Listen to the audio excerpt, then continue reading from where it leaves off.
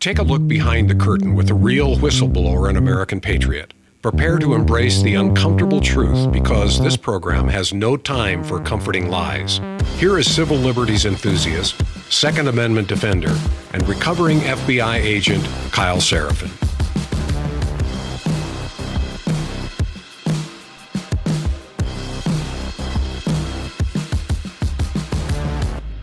Well, hello, my friends. Welcome to today's Kyle Seraphin Show. It is Friday, December the 19th, and we are doing episode number 700.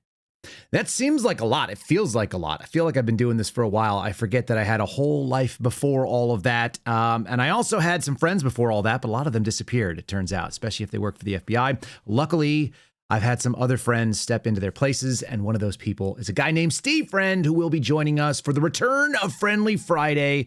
We're going to be going over a whistleblower disclosure. We're going to be talking about immigration, ICE, some of the stupid leftist pushback against the basic laws in this country, which should be defending us, which is kind of crazy to think about.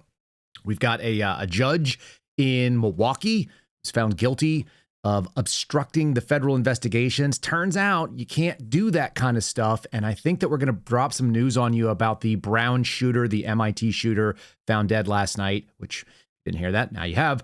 This person was aided by the same sentiment that that judge executed outside of her courtroom. And so there is sort of this kind of looniness, also some critically bad numbers for Democrats about other Democrats. It doesn't really matter what you think about them. It matters what they think about them and the people that are otherwise going to vote for them. Not a great sign for that. Inflation down, a couple of the little things we'll talk about. And then we're going to hone in on this whistleblower disclosure, which comes from our buddy Steve Friend. So we don't have to hide it. We don't have to tell you anything that's crazy. We can actually have the whistleblower himself talk about it. And it is, in fact, a whistleblower disclosure because we're talking about a violation of rule, policy, or law by our federal government.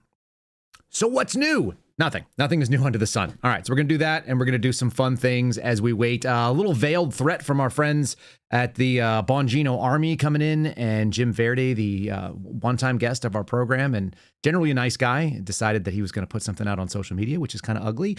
Going to warn you guys on Rumble. We may not be on Rumble all that long for all I know, and we'll talk about that in a moment. Before we do, my friends over at Patriot Coolers are sponsoring today's program, and that seems very fitting. They've been with us longer than any other sponsor, and you can find their website at patriotcoolers.com. Patriot Coolers with an S on the end.com. The promo code Kyle will save you 10% on one of these good-looking tumblers. You guys can check out their various different lovely colors. They've got the 16-ounce mugs that have handles. They've got the 19-ounce coffee mugs. Those are probably going to be a big hit if you're looking for an easy gift for just about anybody. And if you guys want to get custom and you want to get exciting, you can have them engraved with various different logos. You can also get them engraved under the Kyle Seraphin Show collection, which is essentially just the suspendables badging. It's got the rifle available. It's got the you can do it with the flag and the upside down badge and so on. So if you guys are interested in checking that out, there's a link in today's show description. All you got to do is scroll down wherever you are watching. It's patriotcoolers.com, promo code KYLE. Kyle will save you 10%. Free shipping over $50. Check them out. They're a good company. They support veterans causes, and they've supported us. Literally as far back as we've had sponsors, these were the first ones to help us monetize what we do here. So very appreciative of them. Let's get into today's program, starting very quickly right now.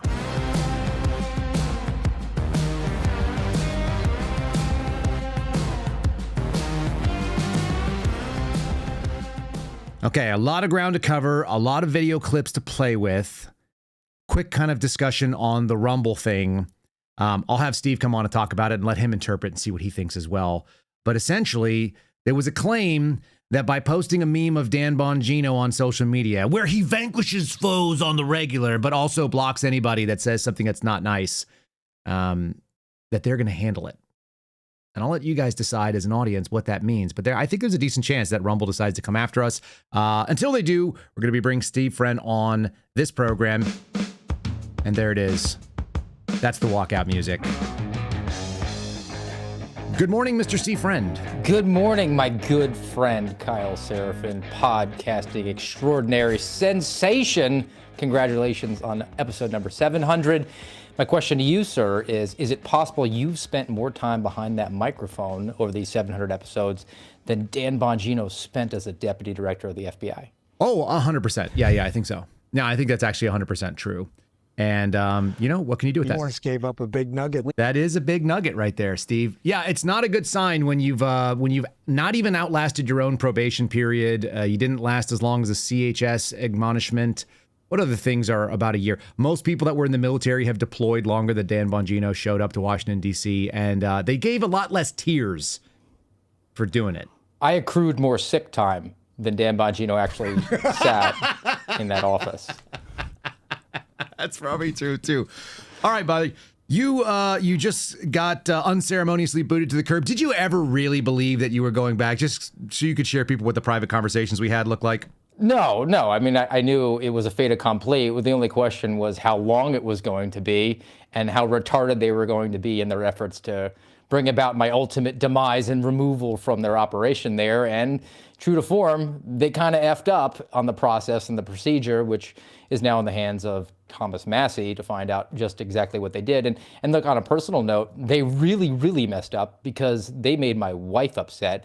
And that means that I'm not just unchained by them, but now I'm really, really focused in. And that's not a veiled threat against anybody's safety. I will, however, wet myself laughing when Dan Bongino exits and Kash Patel follows quickly behind him. I think that's true. I think that's the only thing that's going to end up happening. Let's go through this whistleblower complaint first. Actually, I was going to go to some other things. Like I said, we'll touch inflation. We'll touch the judge. I think that's all fun. Let's start with this. This is your whistleblower complaint, which went to Thomas Massie and Jim Jordan. Jim Jordan's your favorite, I think. I mean, look, we stay in regular contact, and if you mean regular contact, it would be May of 2023. That's right. All right, you want to go through some of this stuff here, and I'll let you read some of it, and then we'll explain it as we go? Yeah, well, I mean, hat tip, certainly big hat tip to Kurt Susdak, who came to my aid and just as a wealth of knowledge and his contacts there, so he was able to help me put this on the paper, and it sort of just regales the congressman with exactly what happened to me. So I was reinstated by the FBI after our December 5th podcast, which was pretty viral, where we talked about the pipe bomb being a problem, the subject, Brian Cole, being not necessarily the subject who actually did those things. And then Empower Oversight fired me as a client immediately after that. And then that takes us into the weekend. December 7th was Sunday around 5:00 p.m. I got a call, and it said, you have to be in the office tomorrow because you're no longer on administrative leave. And I'd had no contact of any sort of like formal reinstatement. And they said, well, you're free to use your vacation time, which you don't know how much you have because you can't access the employee portal. But you also have to come in if you don't want to use your vacation time that you don't know if you have it or not. So I said, all right, I'll come in. So they picked me up at my house in Daytona, drove me 90 miles to Jacksonville, where I was informed that I don't have a security clearance. Therefore, I can't have access to the Bureau's computer systems, classified, unclassified. I can't walk around the building unaccompanied. I'm essentially a prisoner being babysat. I can't have a firearm, but congratulations, here's a badge and credentials. So maybe I'm the first unarmed FBI agent since the J. Edgar Hoover days. Certainly, I think you might be. Legendary in that I issued a, quote, veiled threat against the director of the FBI and received a badge and credentials 72 hours later. Well, let's read through this just a bit here. First of all, the on the screen right now for folks to see, this is a screenshot from the actual signed agreement that you have with the Department of Justice, which is representing the power of the presidency. The Deputy Attorney General signed on this, so that's the number 2 over at DOJ. Somebody who outranks everybody at the FBI, as far as we can tell, as far as what goes on. Reinstate employee as special agent effective September 19, 2022, within 30 days from the effective date of this agreement. When was the agreement signed? August 26th, which would have meant September 25th of 2025 was 30 days. Okay, so that was the requirement, reinstate, and that did obviously not happen. In a position of mutually agreed by the parties, did they agree with you on a location and job? Ultimately, it was going to be in Daytona, so I didn't have to move to save them money, and that was what they hoped was going to be, and there was no assignment, though, at that point. Got it. Geographical assignment shall be the Jacksonville Field Office, Daytona Beach Resident Agency, effective the date that he resigned to the FBI. The same grade and step that he would have had he never resigned, so they should have reinstated you as a GS-13, Step 5. And within 6 months, if within 6 months after rehire, the employee is eligible to obtain assignment to another agency, then the agency will facilitate. So this was if you wanted to go to something like ODNI, or if you wanted to go over to the Marshal Service, or if you wanted to go over to, like, I don't know, DHS or HSI or something. Is that right? That was sort of like, hey, we won't stand in your way. In fact, we'll make a phone call over there because we really want to be rid of you. And that was the kind of the gentleman's agreement. Of course, it was a gentleman's agreement that was agreed to by representatives of DOJ and my attorneys at the time, Tristan Levitt, Jason Foster, who I think you could make a fair case were probably colluding with each other. Mm-hmm. And the government is what we're getting at. They were working on behalf of the government, not necessarily your interest. All right, so the FBI refused to abide by the settlement terms. People can see that on here. They took no action until 74 days after the settlement agreement passed. So that's 74 days plus the 30, correct? Yes. And then Kash Patel personally terminated Mr. Friend 5 days later. So they hired you to fire you, if anybody believes that. But they make false claims. They claim that they had reinstated you, even though you guys go through how bad it was done. Suzdak uses the words FBI's bad faith. I think that's right. So 74 days. You were given an inoperable badge, so your badge didn't work on the doors. Is that right? That's right. They told me, No look, Hirsch it doesn't code? work, but this way you don't have to clip on a visitor badge. You can kind of look like you're part of our team. Even though you still need an escort by FBI policy. Yes. Okay, got it. Okay, old set of credentials. They gave you your old creds back. Yes. Number 25327. They required that you be guarded while you were in the facility, aka escorted. So they had to tie up another employee if you were physically going to even be on the facilities or in the federal space, right? Yeah. Yeah. I mean, which seems like a waste of resources, particularly because it wasn't even like they could assign me to the person's desk while they were doing work because I couldn't view what they were doing because I didn't have the security clearance. Okay.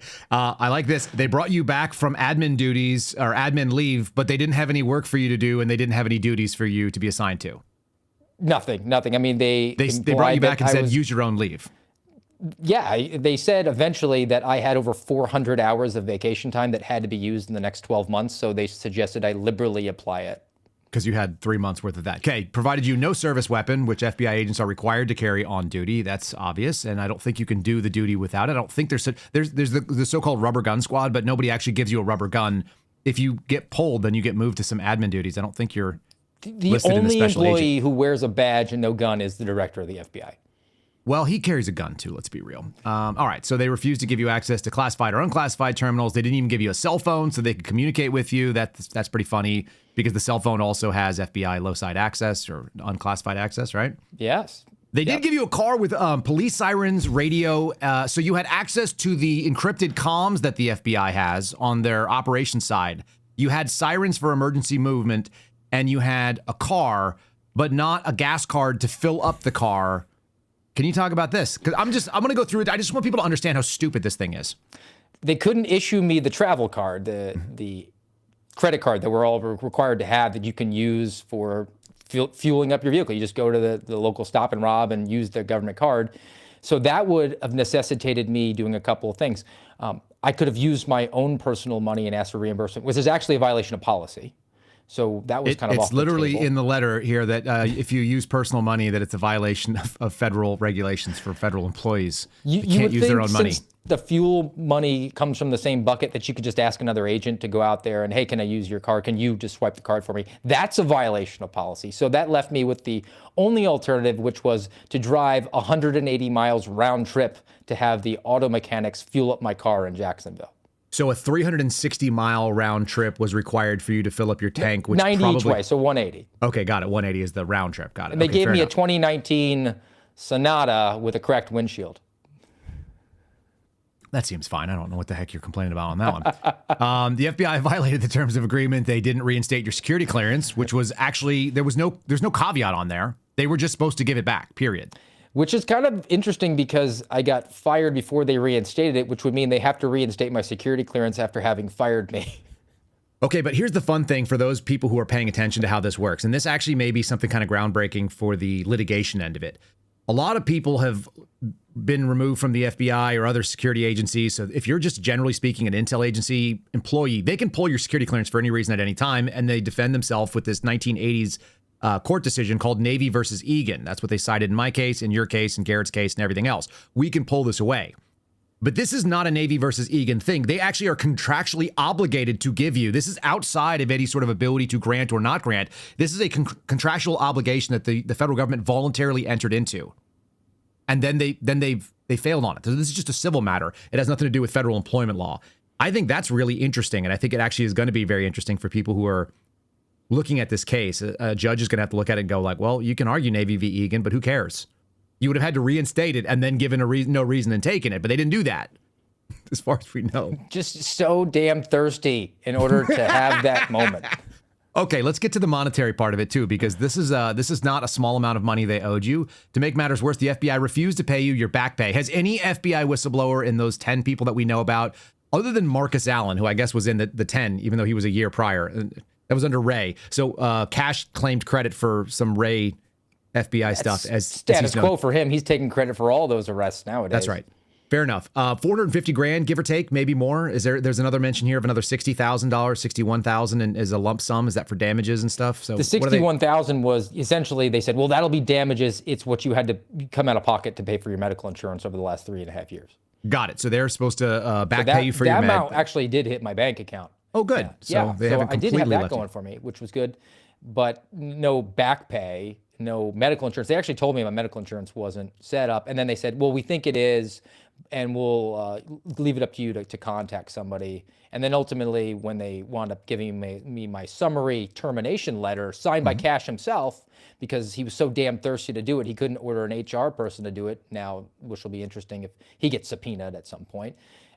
They said, here's a point of contact for you to find about that pesky back pay for 3.5 years. And it's an anonymous Human Resources Division email. Yeah, that sounds right. When I had to report problems to, I can't remember what the actual scenario was, but I think it was like the EEO complaint service, something. I had to send something unironically to whistleblower at FBI.gov, which I thought was the funniest thing that I'd ever seen. I still have emails from whistleblower That's at an FBI. Admiral Akbar. It's a trap.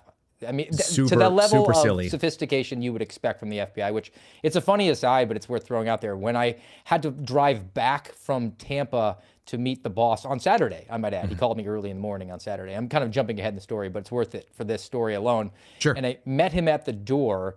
He tried to boot through the ruse where they say you can't bring your phone in because they're scared you're going to record what they say, and as retarded as it's going to be. They said, hey, they're doing work inside the Daytona office. I don't know who, on a Saturday. They're doing wiring work, even though there's not a car in the parking lot.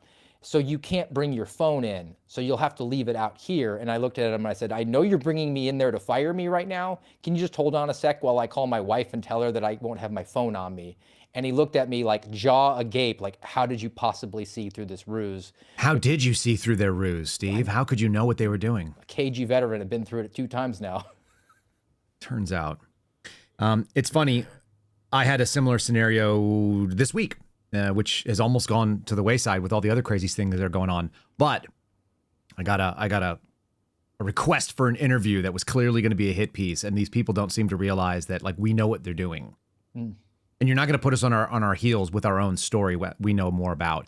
Anyway, I just think it's funny that you showed up knowing what it was. You literally called me en route to talk to this guy. And you're like, what should we do? And we had all these funny ideas. Like, you should FaceTime it when you pull up and be like, hey, do you want to you're on the Kyle Seraphin show live. We're going to just stream to, whatever.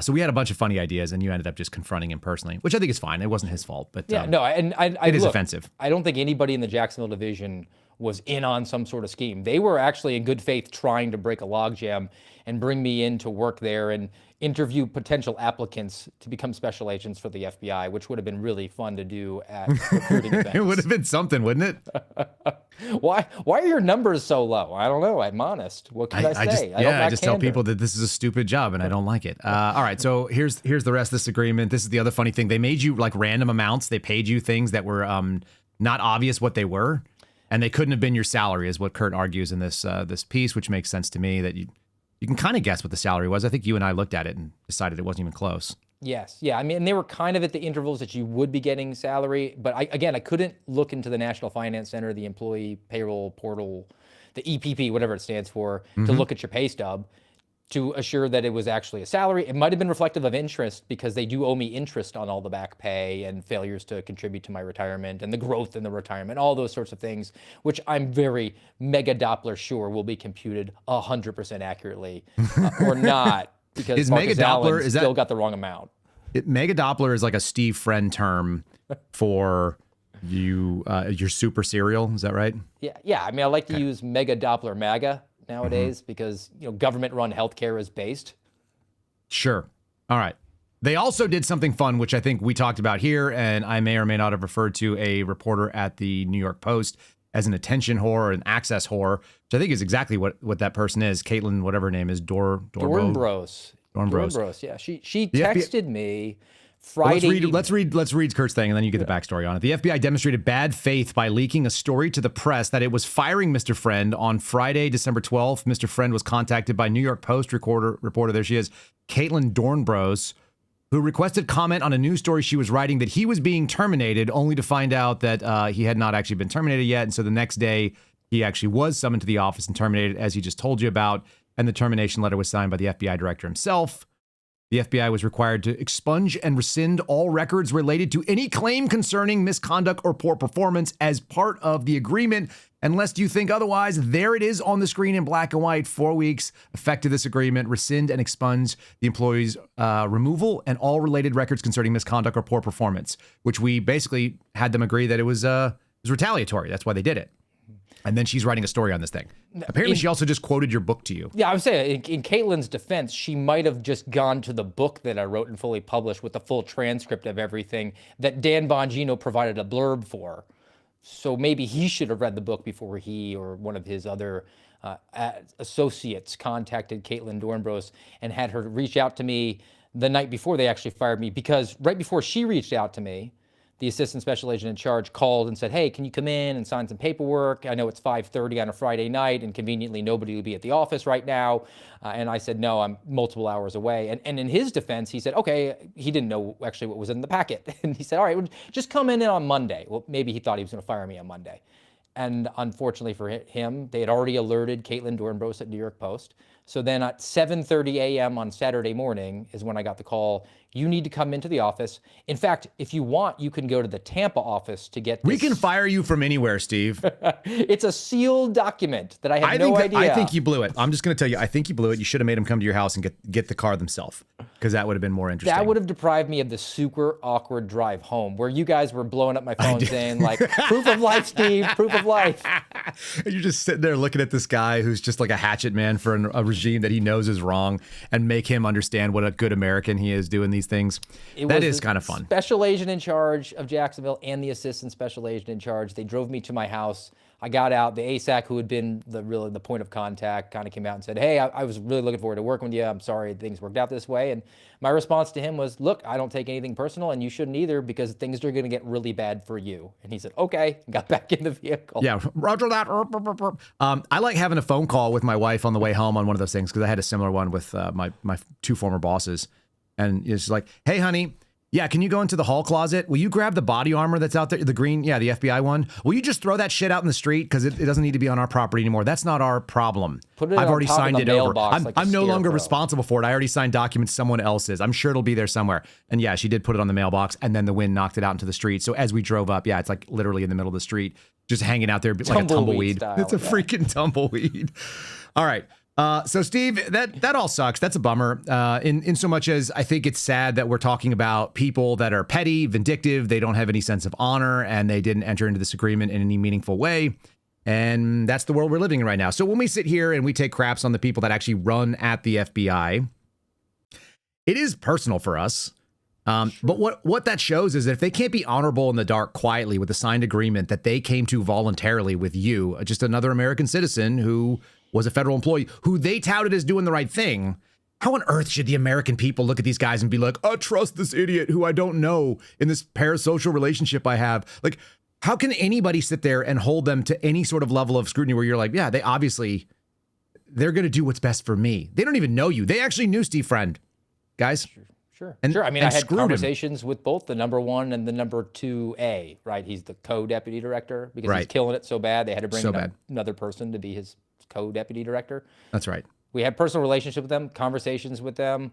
Look, Kash Patel looked me in the eye, looked Karen O'Boyle in the eye. You're coming back. We're going to do something. Give me your resumes. And then... Oh, what they don't know, I mean, I guess they do, because I've probably published them piecemeal, but we've got a story coming out soon that's going to actually be substantiated by all the text messages that I saved, because I didn't necessarily, I mean, I thought it was something for posterity, the crazy stuff that Kash was saying. I didn't realize it was actually going to be like sort of like a D-Rock.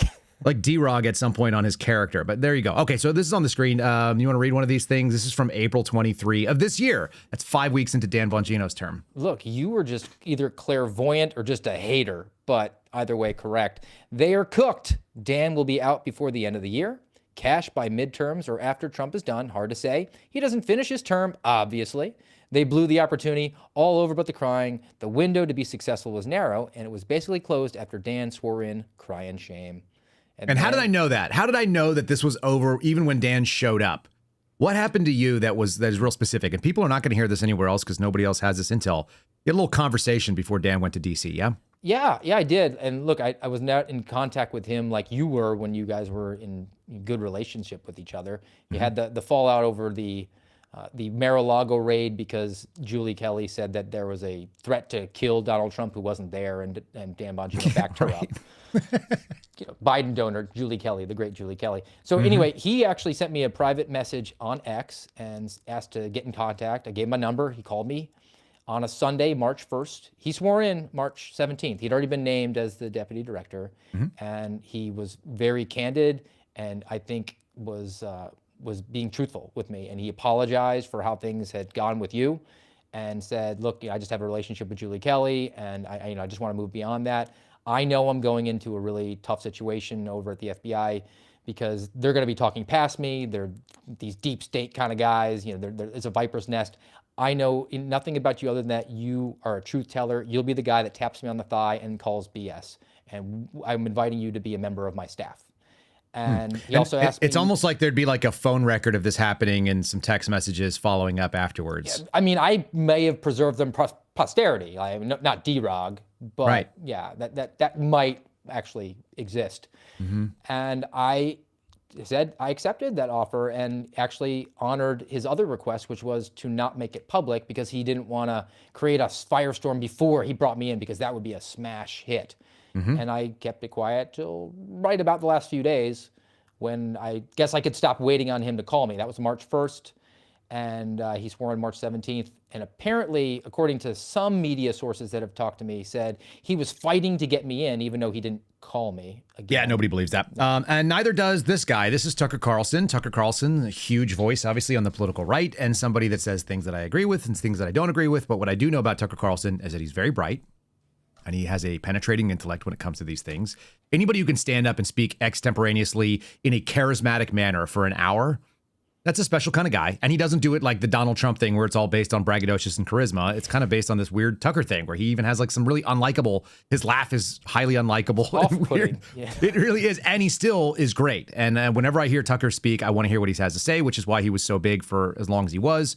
And here we go with him saying, and I have it on some background information, that he may have taken some phone calls from that 7th floor that were really unnecessary and also really nasty and gross, because threatening the media doesn't seem like something you should be doing when you're living in the halls of government with actual authority to go out there and do really dangerous stuff to the media, which I thought guys like Dan Bongino knew, because didn't they claim that they were canceled and public enemy #1 and all this other stuff? Here's Tucker Carlson. He's on Theo Vaughn's podcast talking about he doesn't trust not just the FBI, but like you and I, he doesn't even trust the guys that run it. And that is different than most of the mega MAGA. What do you call them? The Doppler? Mega Doppler MAGA. I don't know what that is. All right, here we go. I just don't have a ton of confidence in the FBI or the men who run it. And I'm not saying that out of ignorance at all. That's a scary part too. I'm not alleging anything. I'm just saying I think it's really important that we have that. Yeah, and also I have I never wanted to dumb think Twitter any of this. shit. Like leaders of the FBI are on Twitter. Like what? Yeah, that was always a big flag for me as well. So speaking of Twitter, let's do one real quickly here. We got Jim Verdi. I don't think you've ever dealt with Jim, have you? No, never have. Jim's a nice guy. I'm like nothing to impugn his character. He's also a loyal guy, and so I don't hate that. And Dan Bongino is clearly his meal ticket. And even though Dan is not directly, theoretically running the stuff at Silverlock or the radio show or the podcast, Deputy Dan is still the owner and his boss. Nobody at Silverlock Media is going to go out there and call out the deputy director of the FBI while Dan Bongino is that guy. Period. That's not happening. So this is what happened. The other day I posted one of these memes, which I think is actually hysterical. It's a meme that my one of my buddies in the bureau sent to my dad for whatever it's worth, but not with Bongino on it. Just the general meme of the guy from Christmas Vacation and the Chevy Chase movie, and there's the guy who's emptying the. What are you doing, honey? I told it to my wife. She's like, I don't even know what that is. It's like, what are you doing, honey? Quaid? He's like, I'm watching a man empty a chemical toilet into an open sewer storm drain, and of course the famous line is the guy goes, "Shitter's full." It's Cousin Eddie. So there it is. Love Dan. Christmas. It's Dan Bongino. For those who are just listening, you're missing out. But Dan wearing the hunting cap with the floppy ears. He's got the FBI crappy thigh length robe, which is pretty funny. Emptying the chemical toilet into the open storm drain, which is just disgusting. And I just Black wrote dress Shitter's full. socks really emphasize the legs. It's great. Yeah, it's all good. Shitter's full is the expression. So I just put that in there. It's a classic throwback to a funny holiday movie. And more importantly, I think that it can be taken any number of ways, which is to say that we're all full up here. They had to come out and empty it. The swamp is full. People had all these different takes on it. Jim Verity's response was, this will be addressed very soon. So here's my plea for all of you. I'm going to take the screen for a second. Steve, just take a deep breath and coffee or whatever you need. I need you guys to make sure that you got a backup plan if you're planning on watching us and we disappear from Rumble. I don't want us to disappear from Rumble. But Rumble is the worst platform that we're on because they've been stifling us for a long time. Any of you guys that look at what's called the leaderboard, we have more engagement, we have more comments, we have more likes on each video than people on either side of us, the people that are below us on the leaderboard, and they all have 3x, 5x, 10x more views than us. Either they're using bots, which is possible, or they're individually suppressing us because we monetize based on views. But Rumble pays us the least amount for the most amount of views. It's really embarrassing the way they do it. And so whether it's because they don't have very good advertisers or because they're screwing us, everybody that I've talked to that has any understanding of how Rumble works tells me they're screwing us. And it turns out the deputy director of the FBI owns like 5.8% of the entire stock. So he's a major owner to the tune of like $150 to $200 million, depending on the day.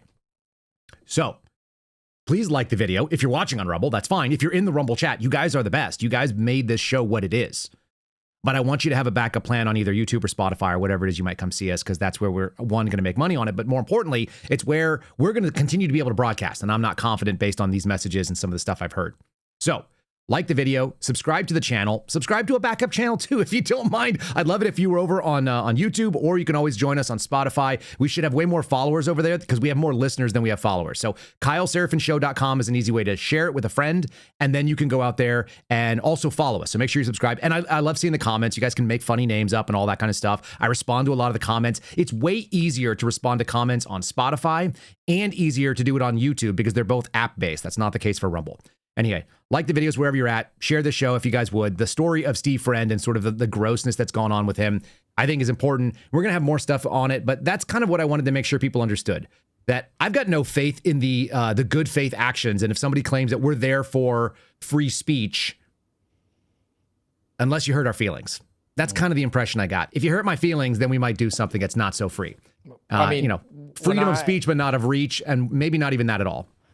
When I appeared on Bongino's show, that was one of my first media hits I did. After that, he said to me offline, make sure that you never stop speaking because you'll be more vulnerable when that happens. Continue to be outspoken. And I took that advice to heart. I think you did the exact same thing. And I think it's pretty interesting that he got in there, and that's one of the reasons that they saw fit to terminate my employment, because I was doing the exact thing that he encouraged me to do. And ultimately it comes down to, I think you and George Hill were talking about the idea about leaving and coming back with your shield or on it. And it doesn't have to be in the physical space, right? I mean, I think I'm on the other side of 40 right now. I told my boys the other day, like, I might be beyond my prime on a couple of things. I can't do that agility ladder like you. So we're not necessarily talking about physical, but I don't think you can dispute that any one of the suspendables, you, Garrett, George, Marcus, anybody is willing to just fight until they either come back on their shield or with it. And then Dan Bongino, who's been QT time is over, and I'm a big bad tough guy who can't wait to tell you how much he bench presses, which he actually did to FBI divisions when he spoke to them. Yes, he did. That's true. He took the knee and didn't bother throwing the spear at the regime. He's just a candy ass simp to government despotism. There's nothing worse than going in, and actually we've got some clips about that too, but let's start from where I wanted to go with some other stuff out there. First of all, as we sit here and we talk about this particular administration not living up to what I hoped it would. and not doing the things that they claimed. And I think it'd be fair. You and I share the same opinion on this. I'm putting words in your mouth. I think it's fair. Oh, Val. Yeah. We're not irritated that the Trump administration did mean things. We're irritated they didn't do enough mean things fast enough, hard enough, more aggressive enough. They didn't come at it the way that we would, like it was a fight to the death. Like we might come back on our shields, but at least we were going to put everything on the table or out in the field of battle. The Democrats are having their own problems, and this is a time when you should be demanding that your government do the thing they promised you. I ended yesterday's show with Donald Trump's campaign promises from 2016, from October, just before the election. And people were like, this is so disheartening, and it's so devastating to find that thing out. And it is. The other side is equally bad because they fielded like a drunk wine mom who has no children. Kind of like when I went to the FBI Academy, I was a stay-at-home dad with no kids. She's a working mom with no kids. She's never had any kids. And apparently she even went on, like, I think Colbert the other day. Maybe she went on Kimmel or one of these. But she was like, yeah, I coped by drinking a lot of wine. We're like, we know you were drinking during the campaign. Or maybe she was on benzos. So here we go with CNN's assessment. And they're shocked by this. So this is kind of funny. What about Democrats on Democrats? Democrats' net approval rating of congressional Democrats. I want you to keep in mind, they had never rated Democrats negatively until this year. And right now, what are we talking about? We're talking about a net approval rating from Democrats. This is Democrats on Democrats. Their approval rating is actually lower than the disapproval rating, and that is quite the drop from October. I think during the shutdown, there was a bit of a boost for Democrats, right? There was a rallying around the flag effect going on, but Democrats did not like how that shutdown turned out. They have returned against Democrats in Congress, and you mentioned Dan Goldman in that intro. One of the reasons that Dan Goldman is in trouble right now in a potential primary against Brad Ladner is because at this point, the Democratic base is so upset with Democrats. Wasn't Brad Ladner the guy that got arrested for ICE stuff, that he was like out there doing some showy nonsense? Am I misremembering that, Steve? Man, there were so many of them. I don't remember that name offhand, but it wouldn't surprise me because that's the way that they virtue signal, right? Listen, I typed in Brad Ladner and it auto-corrected to arrested. Yeah, he's the guy that was doing these like show arrests, mayoral candidate first in New York. Oh yeah, he was the one got who was arrested in the for trying to hallway block with the ICE guys.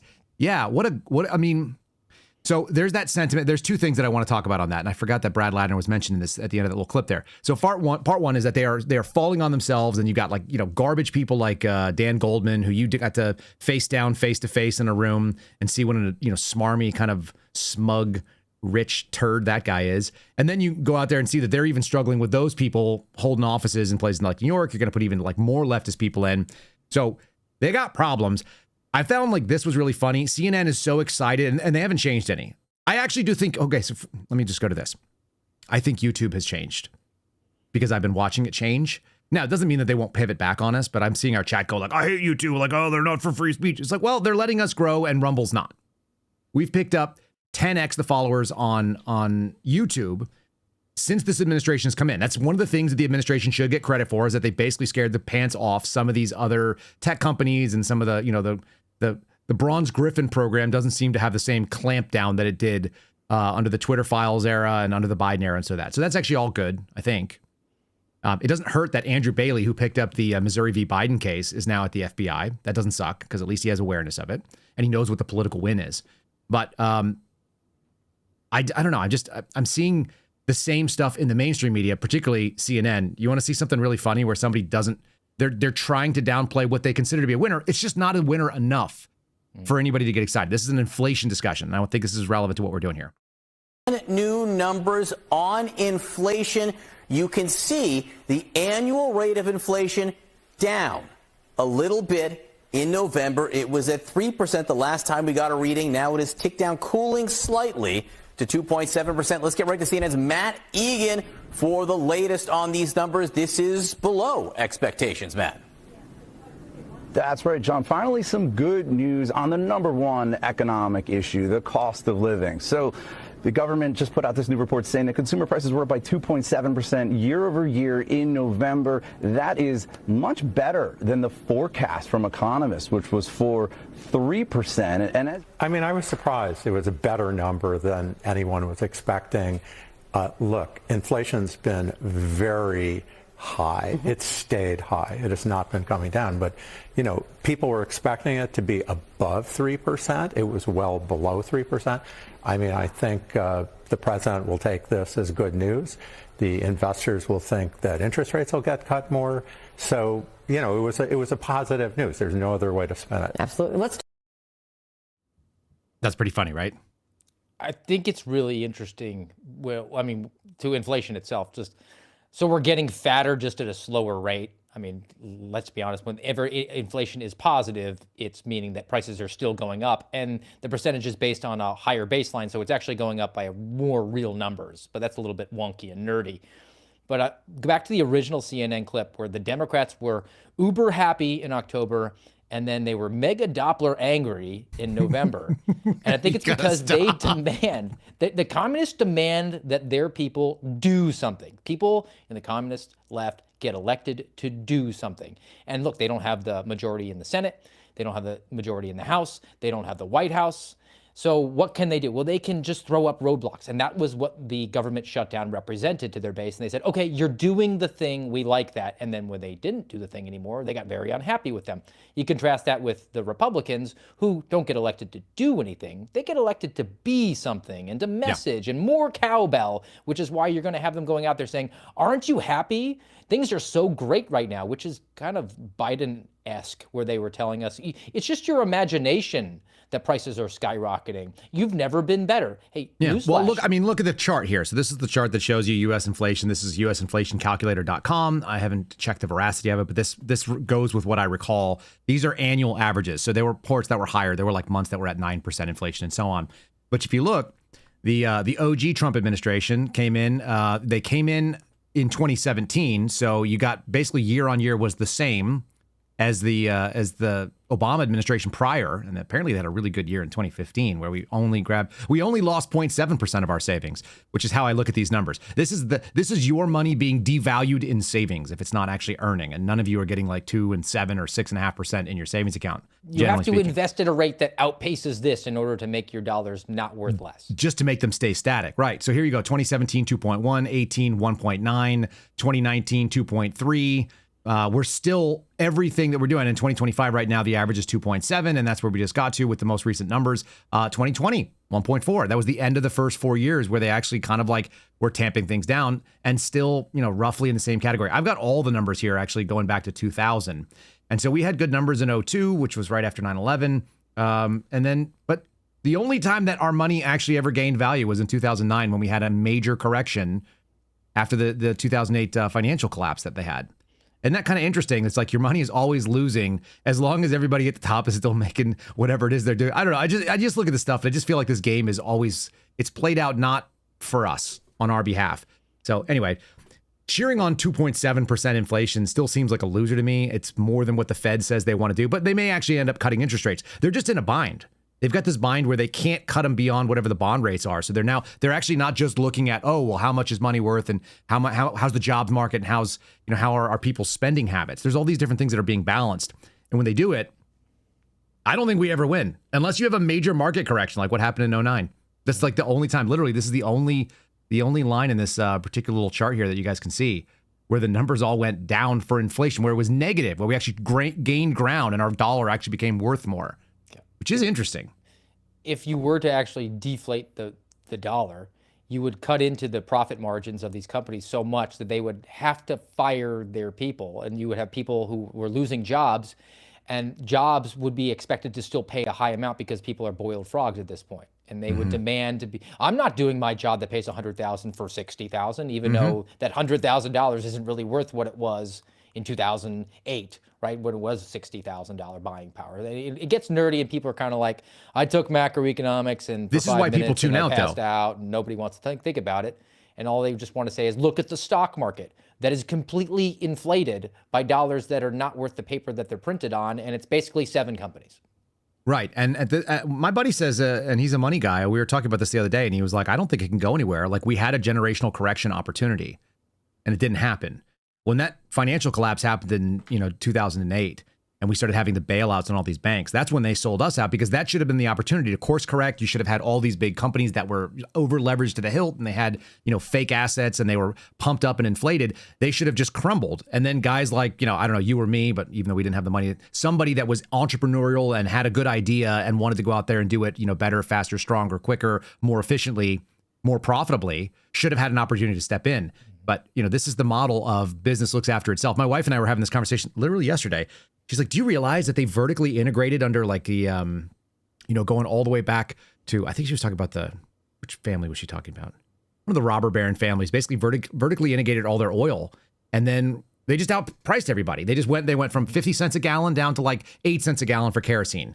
And now nobody else can compete. And so now you own the whole market. But there is actually a benefit to the consumer, which is why this is always kind of crazy.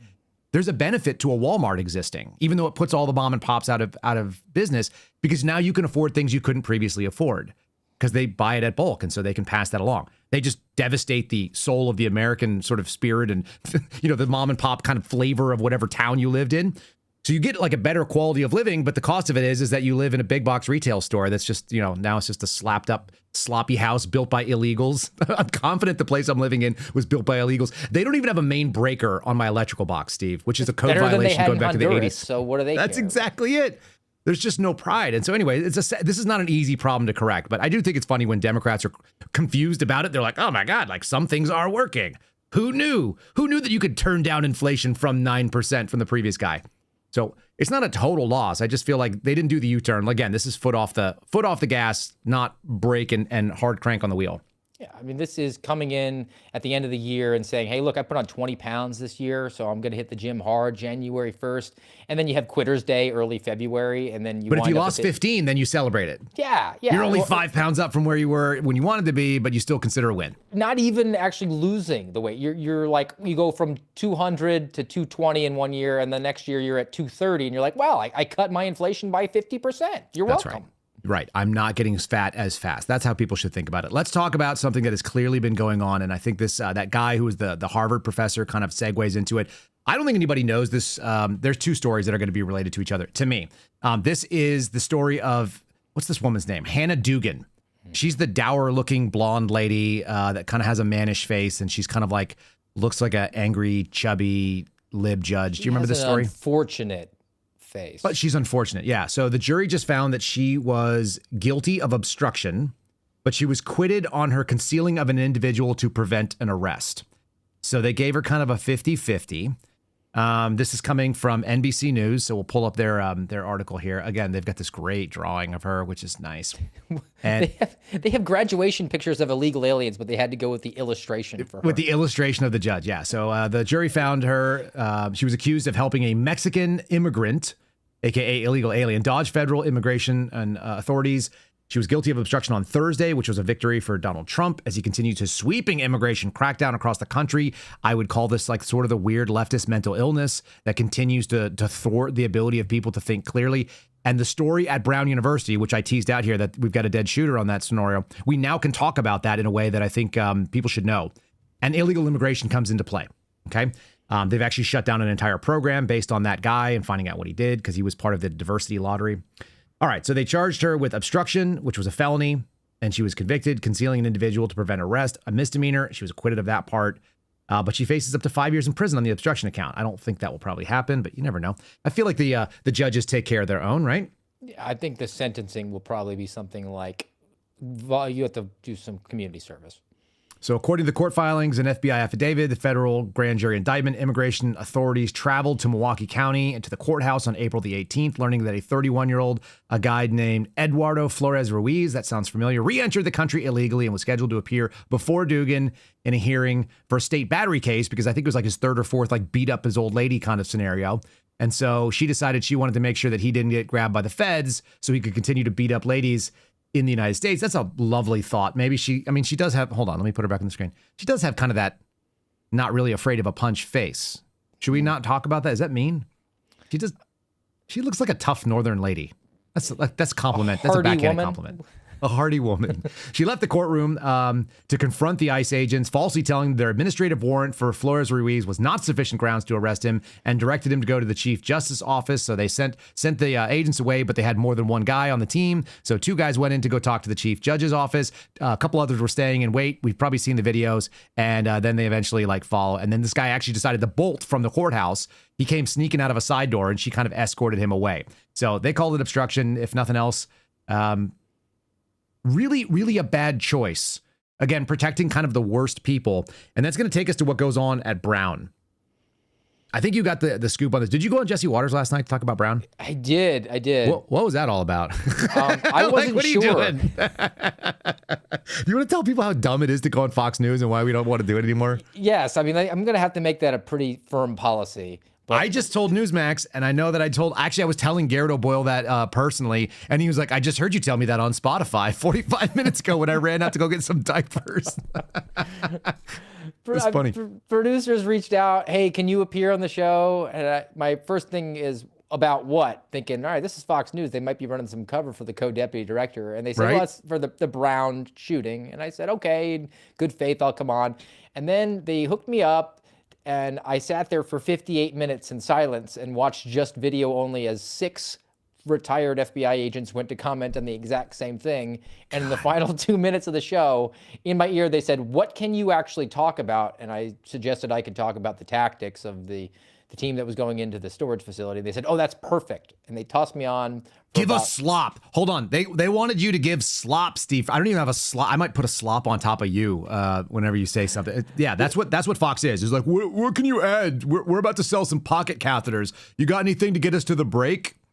It's precisely. So bad. And as soon as I started talking in my ear, I started hearing, wrap it, wrap it, wrap it. But they did introduce me as some sort of former ATF executive, which I did find pretty amusing. That's super fun. Okay, so here's the deal. Short version, ladies and gentlemen.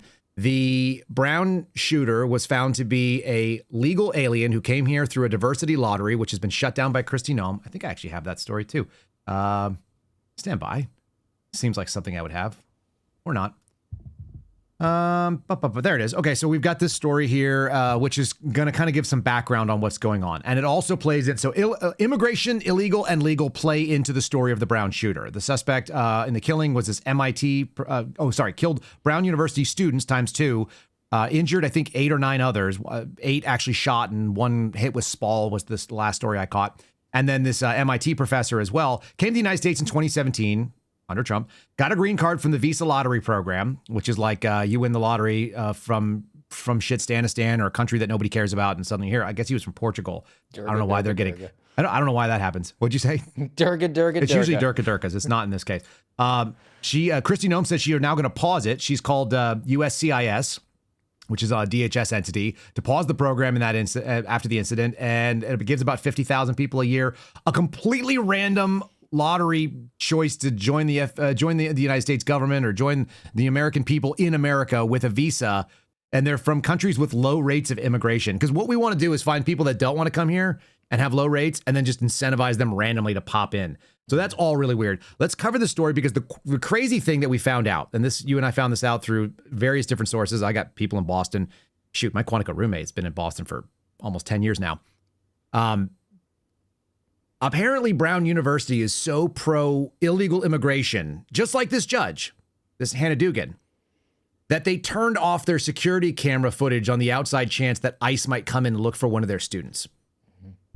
And so this question of video has been ongoing, because we've had garbage for video. Actually, I think I've got our thumbnail here. Let me show you.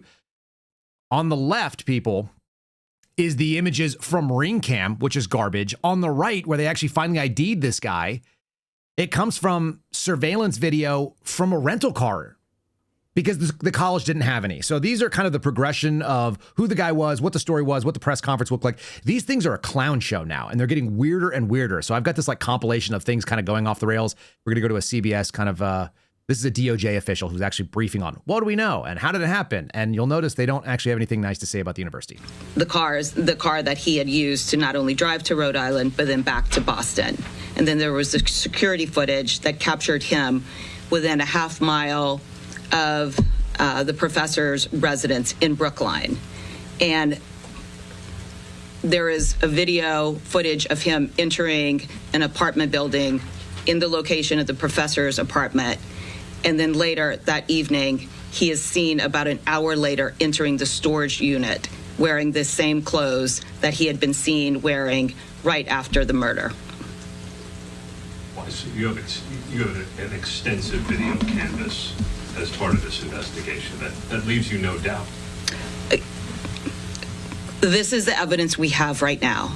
We are coming to you tonight because the federal complaint was unsealed, and we wanted to provide you with the information and to assure the public that law enforcement collectively believe that we have the person, that we identified the person, and that person is dead, and that he was the person responsible not only for the Brown shootings, but for the Brookline shooting. Can you speak? So as they say, this is evidence based on video. The question has been, well, where the hell's the video been for the school? The school's been an absolute shit show when it comes to their thick accented police chief and sort of the evasive nature of the president and so on and so forth. And I kind of put it out there like 30%. The FBI is actually spiking the ball on this one. 70%, they're doing their job and they just don't have the information. The 70% is correct. I'll withdraw my previous 30%. It sounds like they actually had a university that was trying to keep their camera system down intentionally. And they've been downplaying it. It sort of reminds me of the Occupy Wall Street people that were in Zuccotti Park, gosh, years and years ago. And they were talking about, we need to return to an agrarian society and down with capitalism. And they're sitting there on an iPhone and you're like, Yes, you clearly don't grasp what that is. And this is sort of a step in that direction. Like, this is a university that is so bought into that ideology that they're like, you know what? We're going to sacrifice our own security here. And now they've paid a consequence. And 2 people paid with their lives and others were injured. So let's hone in on that part of it specifically, though, because fine, you can't prevent a mass shooting with a camera system, but you could find somebody who did a mass shooting if you had good cameras to identify that person sooner and put people onto the right track. Yeah, we don't do pre-crime. Right. But after the crime, you should be able to run somebody down. And while that guy was out running around and, basically left the scene of a mass shooting that he did at a university, he went on to go kill another person. And so I think that's going to be a real problem. That $8 billion endowment should be something that the Harvard or the MIT professor's family looks at and says, like, you deliberately left your pants down and then you got surprised that somebody came by and touched your butt. Yeah. That's what that says to me. And this is the police chief trying to talk tough. There's nothing worse than leftists that are like criminal, sycophants, essentially, pretending afterwards that they're tough. And so this guy is doing that. He also like stumbles over the date of birth. I guess he's not supposed to read that. So it's funny to watch him in real time correct. And he says date of birth, and then he says the guy's age, which is really funny. So anyway, this is the guy that has been basically a clown show in all these different press conferences and exposing how bad it is at Brown. Desperate to put handcuffs on. An individual was identified as Claudio Neves Valenti, date of birth, and he was a 48-year-old man. He was a Brown student. He was a Portuguese national, and his last known address was in Miami, Florida. And I will tell you that he took his own life tonight. We have members of the Providence Police Department up in Salem, Massachusetts. All right, so he took his own life. What do you think about it? What do you like the date of birth? He was 40. It seems to me like he's the type. I mean, I've seen that before. I think I saw it from the FBI director and the code FBI deputy director.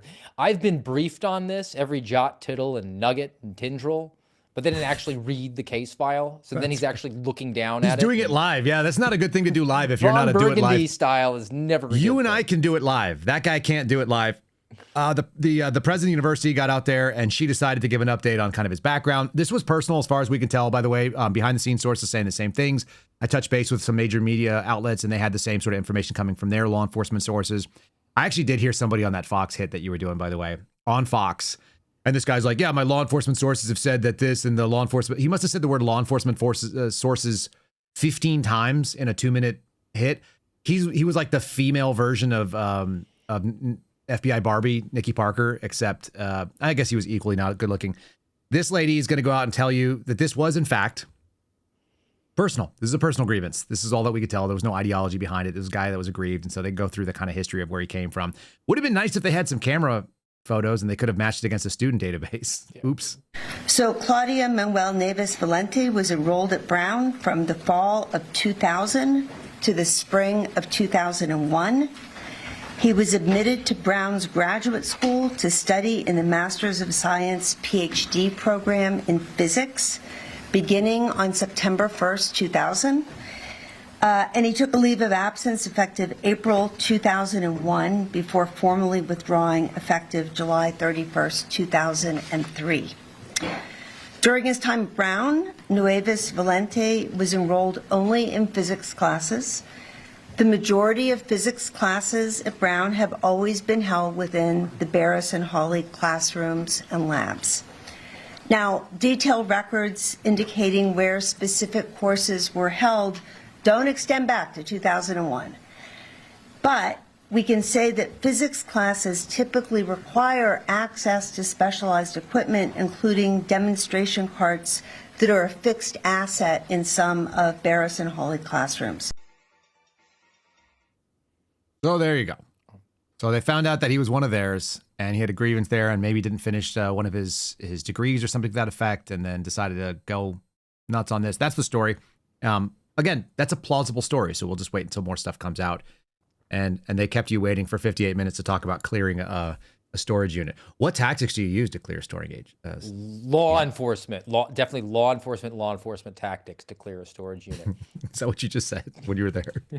I did. Jesse Waters did ask me at the very tail end, do you think he's alive? And I said, no, he's dead. And then within a few seconds, I guess Sean Hannity broke that he was dead. And so now everybody thinks I'm clairvoyant. It was the obvious conclusion. But yeah, that's why you surrounded the thing, and he didn't want to play that to the end.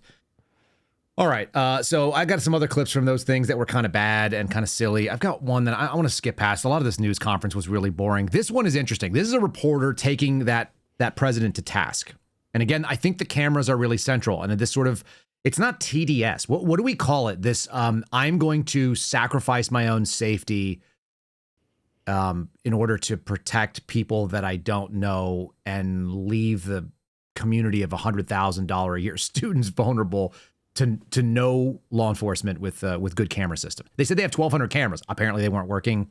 FBI ERT collected them up and found that the footage basically was gone. There was no footage at all, which is why you keep seeing Ring camera footage and outdoor stuff from other buildings. And this thing that you see on the screen right now is a look from a rental car agency. Mm-hmm. It looks like Enterprise from the Green or National. I can't tell which one. So let me throw this idea at you. We're moving away, I guess, apparently from the DEI, where the color of your skin or your what you got dangling between your legs is supposed to put you up on that intersectional scale. Mm-hmm. Could it be that suicidal empathy is now the virtue signal? That's what you do. You have to actively engage in activities that will result in your own demise and will put your own safety in jeopardy. And that, in the new world, from the political left, is going to then put you up on a higher rung on that intersectional ladder? I don't know. I mean, I guess everybody needs a martyr. The martyrs are always really effective. I guess that's what we're talking about here. But it is pretty wild to see that, we're going to shut down the ability to actually do anything. It's one thing to have an auto delete. It's another thing to have a policy of not cooperating with law enforcement. If they show up, oh, sorry, it's already gone. It's very different to shut down your 1,200 cameras. That couldn't have been cheap, by the way. That's not a cheap system, I imagine. And then we got none of it.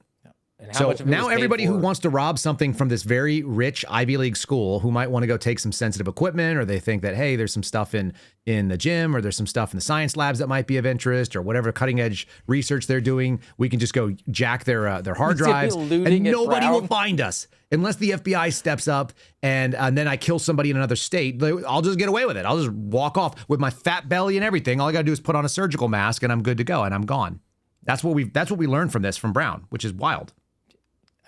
Look, when this broke, we were only able to confirm that it wasn't George Hill and probably not Joe Biden because he was too ambulatory. That's right. Otherwise, it had to be just good old-fashioned police work. Or you could look at the cameras if you had turned them on.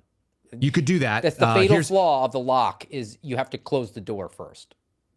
That's actually the same sort of conversation I think I had with George last night when he called to tell me what was going on, and we're discussing that, and he goes, it's pretty hard to go and file an insurance claim when they go, well, was the door lock and the security alarm set? And you're like, well, no, I leave it open because I feel bad for people who don't have a home. But the fact that someone came in my home and stole all my stuff feels also bad. So I'm feeling bad all the time. Watch this lady get taken to task by reporters. This is actually what should have been going on early. Video played a big role in this case.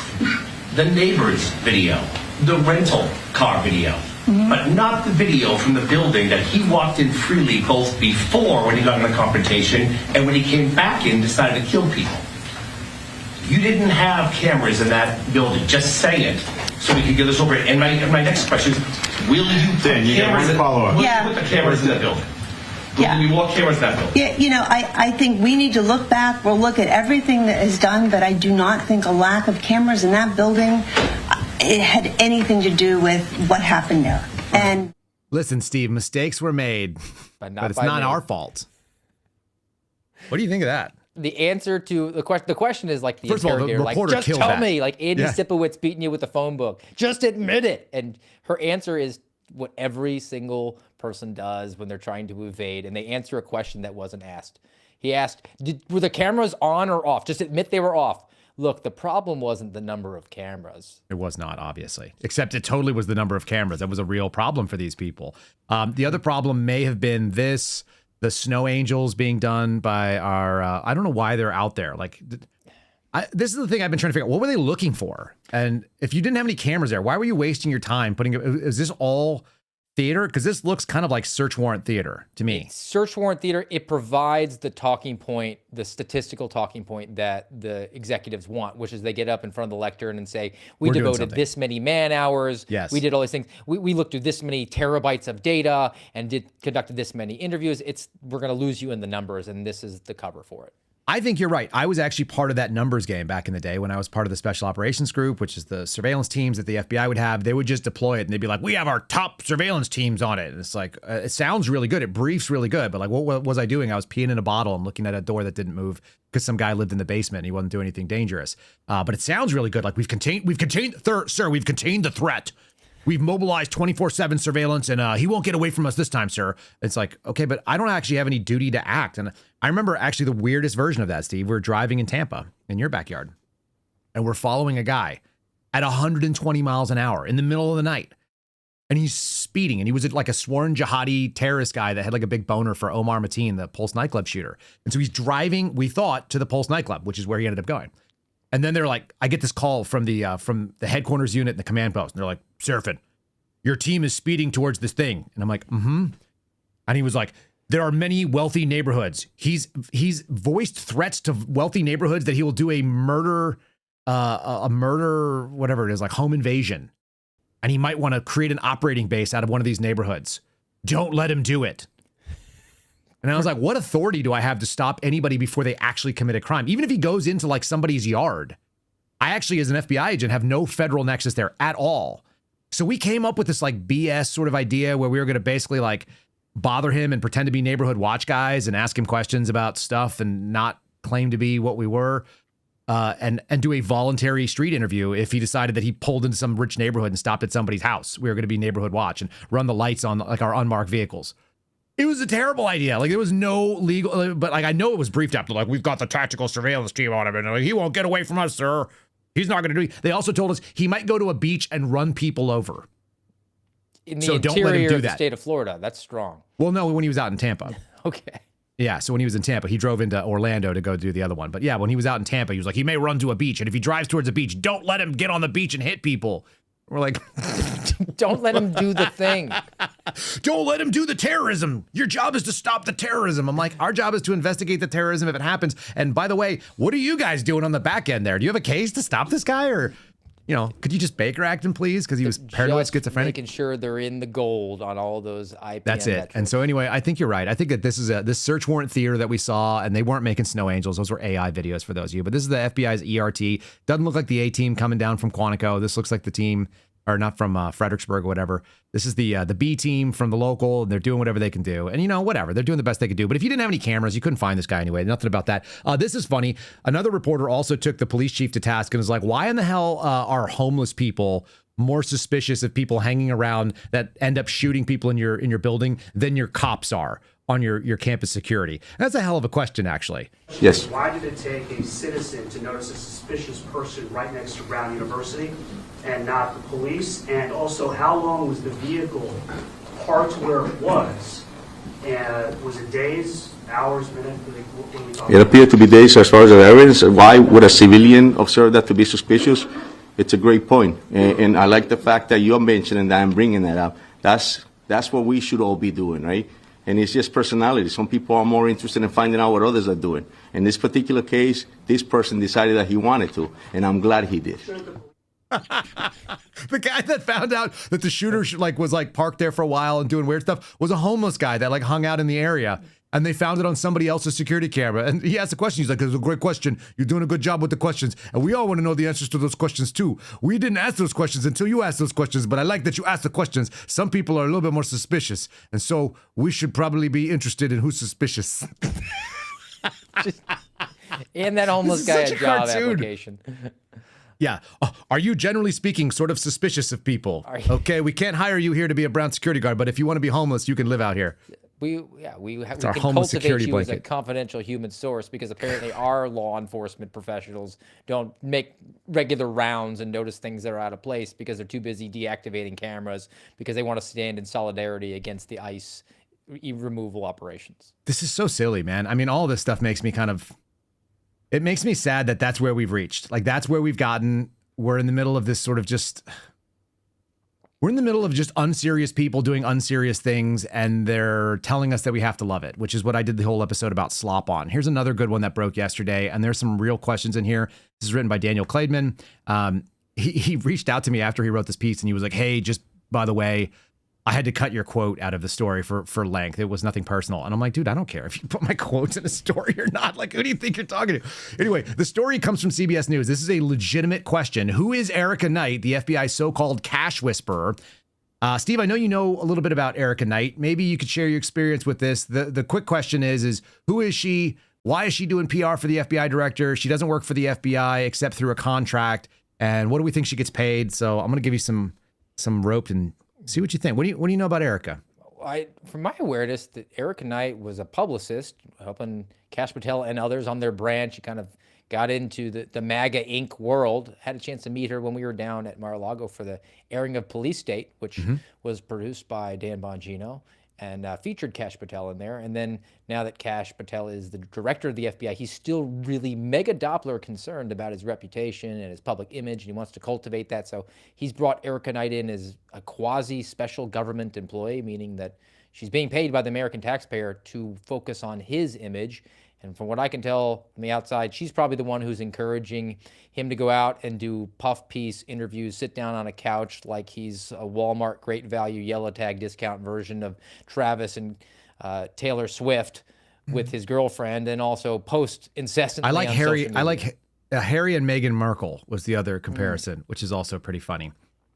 I'm just going to read some of the piece here because the first opening is pretty good. FBI Director Kash Patel was enduring yet another round of criticisms and negative headlines in October with his frequent use of the FBI's private jet to go see his girlfriend sing the national anthem at a freestyle wrestling event in State College, PA. The FBI spokesperson pitched back on the criticism, citing federal regulations requiring FBI directors to fly on government aircraft. But the most passionate retort came from a little-known FBI media advisor who has emerged as one of Patel's fiercest public defenders and promoters of the FBI under his leadership. Quote, "Shaming a woman the director has happily dated for 3 years is pathetic and frankly disgusting," said paid commentator Erica Knight, paid for by the person who she's defending. "Hot take. When someone arrests 28,000 violent criminals and has taken millions of drugs off the streets, maybe we can also support their happiness." Millions of drugs is a weird descriptor. Well, she doesn't know anything about law enforcement. She doesn't know anything about national security. And she doesn't apparently know that Kash Patel hasn't arrested anybody. That's just not what the FBI director does. Can you talk about how many arrests Kash Patel has done since he started at the FBI with his badge and his gun? I don't believe he's actually put handcuffs on any individual. Yeah, that'd be right. All right. So it was a heartfelt but strikingly personal response from a law enforcement agency known for its button-up communication style. Knight is not the typical government spokeswoman. She's Patel's friend and longtime personal publicist, hired earlier this year to help shake up the Bureau's communication strategies. She's actually hired through a contractorship. She's also amplified the director's public messaging and touted what FBI leadership sees as its successes. One testament to their friendship was shortly after He was sworn in as FBI director. He posted a picture of himself in the Oval Office, and Knight wrote, "I've been truly blessed." I'm sorry. What does he say? He says, Kash Patel posted a picture of himself in the Oval Office with Erica Knight, and he said, "I've been truly blessed to have the best team, or the best captain and teammate, which is Erica Knight. She's been there since day one. Without her, I would not be in this position today. She's one of the best publicists in America, an absolute force." She also was hired at some point by, Alina Habba. And I've talked to her about some things about national security. She doesn't seem to have any understanding of what it is, what the capabilities are. And the one time that we had a serious conversation about today's topic, which should be the topic later on today, whether or not we get Epstein files, I made a recommendation that they start a task force and move the people out to Pocatello or something like that, and kind of sequester them and have them do that. And she wrote up a press release for something that hadn't been done yet in an hour and said, "What do you think of this?" And I think Erica Knight actually epitomizes the let's talk about what we're going to do. Yes. Don't worry about what we're actually going to do, because she thinks that the message and the headline is the actual result. She's one of the highest purveyors of slop, as was covered earlier this week. And there's nothing mean about her. That's just the tactic that she thinks is effective. And it turns out she's not wrong, because MAGA people seem to love slop. I wish they wouldn't. I want them to be more critical thinking, but that's not the case. Go ahead. That's peak. We get into positions of power to be something and not do something. We're going to have hearings. The hearing itself is the victory. Whereas if you're just a regular person, you'd say, okay, you have the hearing to get the information out, and then you're going to take some sort of action. No. We're just going to have the hearing. Right. Here's what I hate most, okay? This is why I'm most mad at Dan and why I'm most mad at Kash, and it is emotional. They've made me agree with assholes like Jamie Raskin. I'm pissed about that. I keep finding people on X that are saying things that I dislike. I really don't like. And I'm like, well, they're right on this. And I'm a guy that just says, if you're right, you're right. Even if I don't like what you otherwise say. They've made me agree with Adam Schiff. They've made me agree with people left and right that I cannot stand. And I'm like, the other day we had Jim Stewartson, who is being sued by Kash Patel for like $10 million for some nonsense. And I agreed with him too. And I said it, and Jim's like, "Happy to find the middle ground, brother," or something like that. It was like a joke, because he's like this anti-fascist guy. And it's like, gosh darn it. Here's a great quote from Jamie Raskin. And this is a legitimate question that even the most MAGA person should ask. Quote, "Why should an FBI director have to hire a taxpayer-funded PR fixer to spin away public criticism?" He said in an email to CBS News.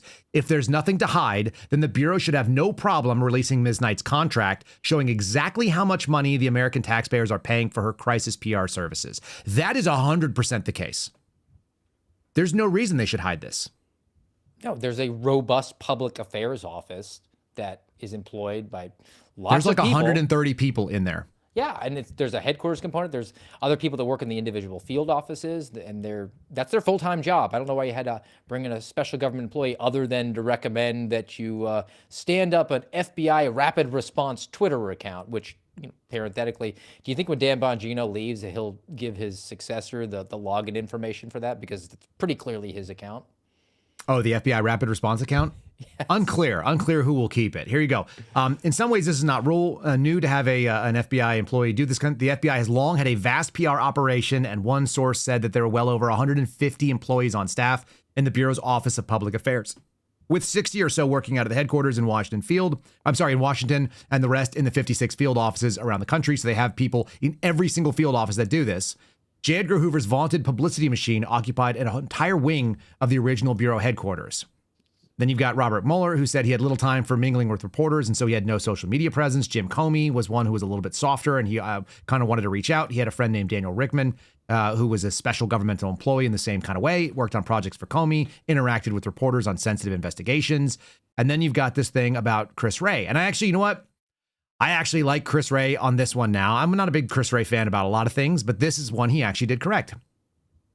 Patel's immediate predecessor as FBI director, Chris Wray, was so reticent about putting himself in the spotlight that agents often grumbled he wasn't being aggressive enough about defending the Bureau.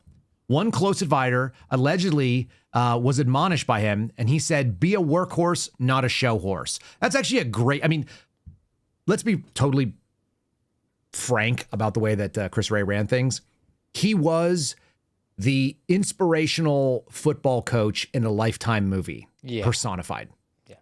He had like little catchphrases. That's a good catchphrase, by the way. Be a workhorse, not a show horse. I agree with that. That's a great sentiment. He did a bunch of other like politically awful things too, like say yes when he should have said absolutely not and I'll resign if you do it. But he didn't. He flew around on the jet. I thought that was really bad. He went back and forth. He didn't move his wife or move his family or move himself up to DC for a 10-year post. And he did 7 years of it and change. Didn't he fly less often than the current director of the FBI? He flew less often, and we thought that he should be grounded, and so did Cash. Chris Ray always struck me. I'm coaching 8 and under flag football right now. He strikes me as a guy who probably could coach a girls 8U soccer team to a 500 record. Like that's the level of inspiration. He probably could do it even better. He probably could coach him even better. He was generally competent. I mean, he wasn't incompetent at what he did. He also just wasn't like noteworthy on there. And that's not, like I said, that's not a bad instinct. Don't be showy. I've never seen it. And Tucker Carlson calling that out earlier, which we played for you guys. When have you ever seen a social media account for an FBI director? And it's not a good thing for that guy in a national security role like that. When have we ever talked about the FBI, just as consumers of the news, not often? Until the Biden admin came in, and maybe the Russiagate stuff moving forward, it just became a thing where I told somebody, I'm like, I cannot wait for this agency to either be destroyed, disbanded, like thrown out. So we no longer have to talk about the ex-girlfriend. It's become just it's not a fascination of mine. It's like an uncomfortable thing that every morning I'm like, are you freaking serious? There's 7 pages, there's 7 stories on the front page of every major thing. Here's Liz Harrington. She was a former spokesperson for Trump, making the right conclusion from, mediocre facts here. She's like probably pro Dan Bongino, but fine. Let's just use it for what it is. Bongino's no longer there. He couldn't fix it or whatever. So it needs to be shut down. This is on Newsmax. This is on Newsmax 2. I don't even know what that is. It's like ESPN 8 the Ocho, I think, right? Newsmax 2. Dozens of viewers. Literally spoke to dozens. And also word that it might be Andrew Bailey who was brought in, the former AG, to take his place. Well, yeah, we'll see what happens. He's already co-deputy director, which I think was kind of a sign that Dan Bongino was not going to stay in his role for that long. I really think that this is more proof that the FBI needs not really major reform, but to be dismantled and to be shut down. It is inherently corrupt. And when you bring in people with good intentions that try to change things from the top, it's really difficult if you don't change all the people at the bottom. And you still reportedly have 6 members of the FBI who were on the Get Trump operation, Arctic Frost, as it's called, that are still working at the FBI. You have the lead prosecutor on the so-called pipe bomber case who literally tried to frame President Trump for January 6th. When you have the FBI trying to arrest him and imprison him to prevent him from running for office. So hold on, we're just going to cut away from that. You just started laughing when she goes, it goes on and on. What was that? What do you think? Ear, wrap it. Yeah, someone's like, cut the segment enough. It's getting too long. You're droning. You're giving lists. A reverse mortgage commercial. Hurry up. Yeah, we need to tell our dozens of viewers about our gold IRA program that we're trying to make some money on. She's kind of a day late, dollar short on that. Like, those are assessments that she probably got from the Kyle Seraphin show. No, 100%. Here's the thing. Liz Harrington follows me. Okay. So I think she knows what she's talking about because she's listening to people who know what they're talking about. Fair. Isn't it interesting? She just said you can't do reform with the same people. It's weird that was my instinct early on, and I knew that right away when they didn't take Steve Friend to Washington, D.C. with them, so they at least had somebody to call out what a snake looked like. And we were assured, and we can even tie it back to Jim Verdi, the new Bongino rule, right? You have to wait 6 to 8 months. And then we're now being assured by the Jim Verdis of the world that it was always the plan for Dan Bongino to leave after about 6 to 8 months.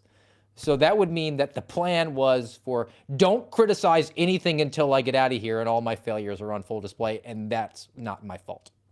I think even Laura Ingraham didn't think this was particularly impressive, what happened this week.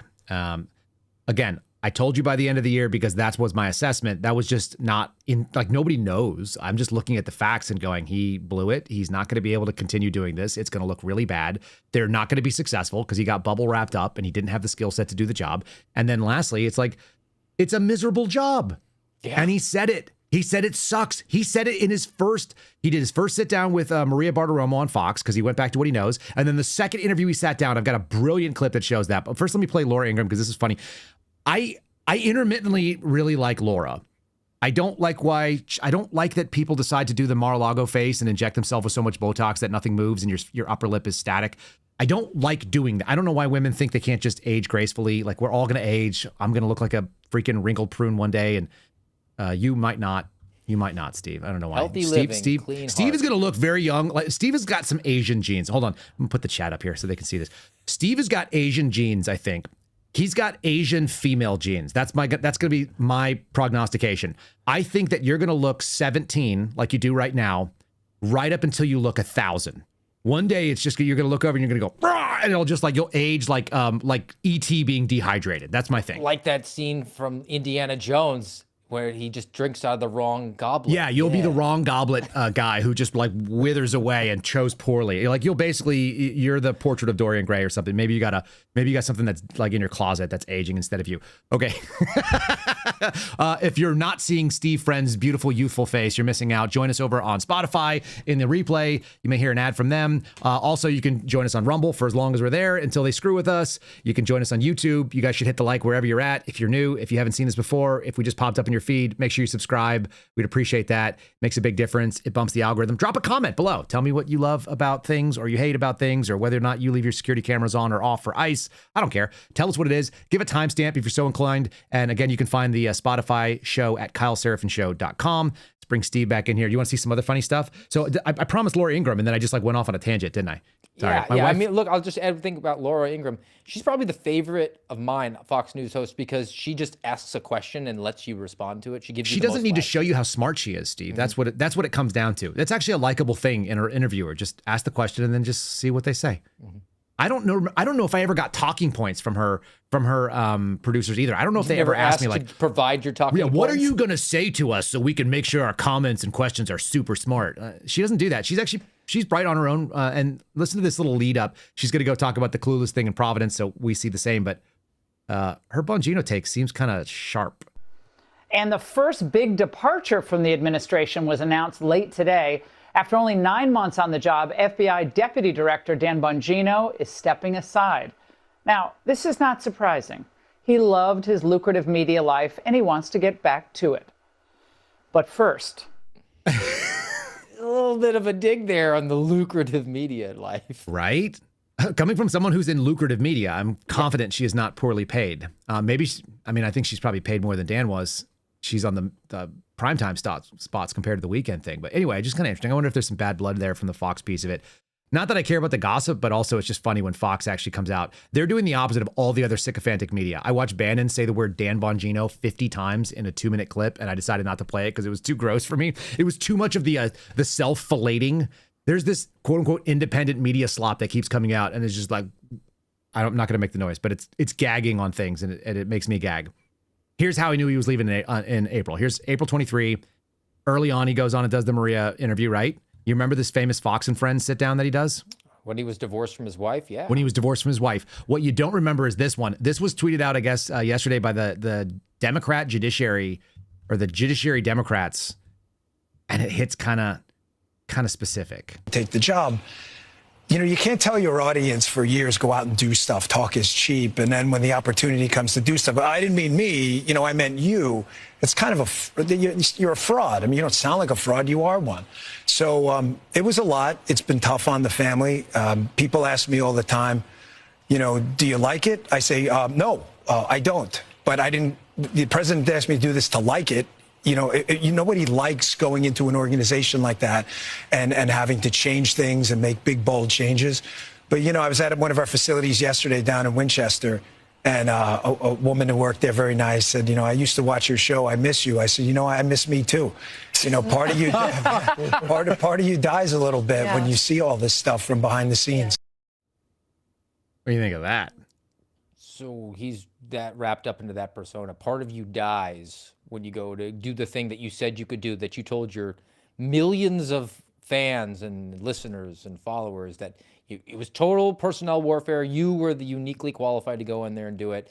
And then you got in there and realized it sucked because, were overwhelmed by the situation. You actually were coming to realize that you were ill-equipped to actually fill out that job. You were kind of all talk. Cutesy time was as far as you could take it. I went into the archives over the last couple days because I've been curious too. I always believe that Dan wasn't equipped to do this, and I assumed that it was an ask on his, like that Trump came to him and was like, hey, I need you to do this thing, like law enforcement's law enforcement. I don't know the difference between Secret Service and FBI. You're a podcast guy. You talk about it a lot. Like, go fix the problem. That was my assumption. And then he was like, I want to be loyal. And I think that's not a bad instinct. If somebody comes to you and says, hey, help me with this problem, to want to help. I don't think it's a bad thing. I think that an honest person, you and I would have been like, I don't know enough. I mean, you were in the FBI for what, 8 years before they got suspended? Is that right? Technically, they gave me full credit, right? So it was 11 years. 11 years, but actively there. And then 2 years afterwards, where we basically studied this problem. This is sort of our master's thesis, is that we've really dug into the problems. I don't think you knew about IPM, the Integrated Program Management, prior to leaving the Bureau. It wasn't something that was part of your life every day. Yeah, I mean, I knew in passing what it was, but it was just kind of focusing on doing the job of investigating violations of federal law. Right. And then you get into a spot where you're working on a think tank and they're like, hey, can you go dig back into the actual origin story of this problem? Can you help us identify some real key points that could be affected? And so you get into the more technical end of it. And so you knew to go look there. That's not what I'm, alleging. What I'm saying is that would you have looked into it if you just kept running around on an Indian reservation or going after, sex predators or something? The answer is probably not. It's like, I just know that it's a pain in the ass. They do it every year and I know what it is and I got briefed on it and it's not part of my life. And so we've studied the problem from having been on the inside, spoken the language and so on, but neither one of us, I don't think, would be qualified to be a deputy director, and Dan wasn't either. Here's where it gets weird. I didn't realize that he told Trump he wanted that job. And I hadn't seen this because I'm not a regular listener. This was after Dan decided to say that I was a psychopath or something, or whatever he claimed that we were. What was the words he used? Losers, psychopaths. Yeah, losers who do stuff with Hot Pockets. I don't think I've even eaten a Hot Pocket, maybe ever. I don't know if I've ever eaten a Hot Pocket. I've eaten other things that were microwave, but not that. Here's Dan saying he really wanted it, and he takes a minute and like 15 seconds to say some pretty emotional stuff. So there's that. Dan's always the victim, I found. He's always the victim. He's always the victim, even of his own decisions. And kind of broke down a bit because it was, this is now real. So President, Attorney General Bondi, and now Director, gosh, that sounds good to say, FBI Director Akash Patel offered this role, a role I expressed an interest in. And ladies and gentlemen,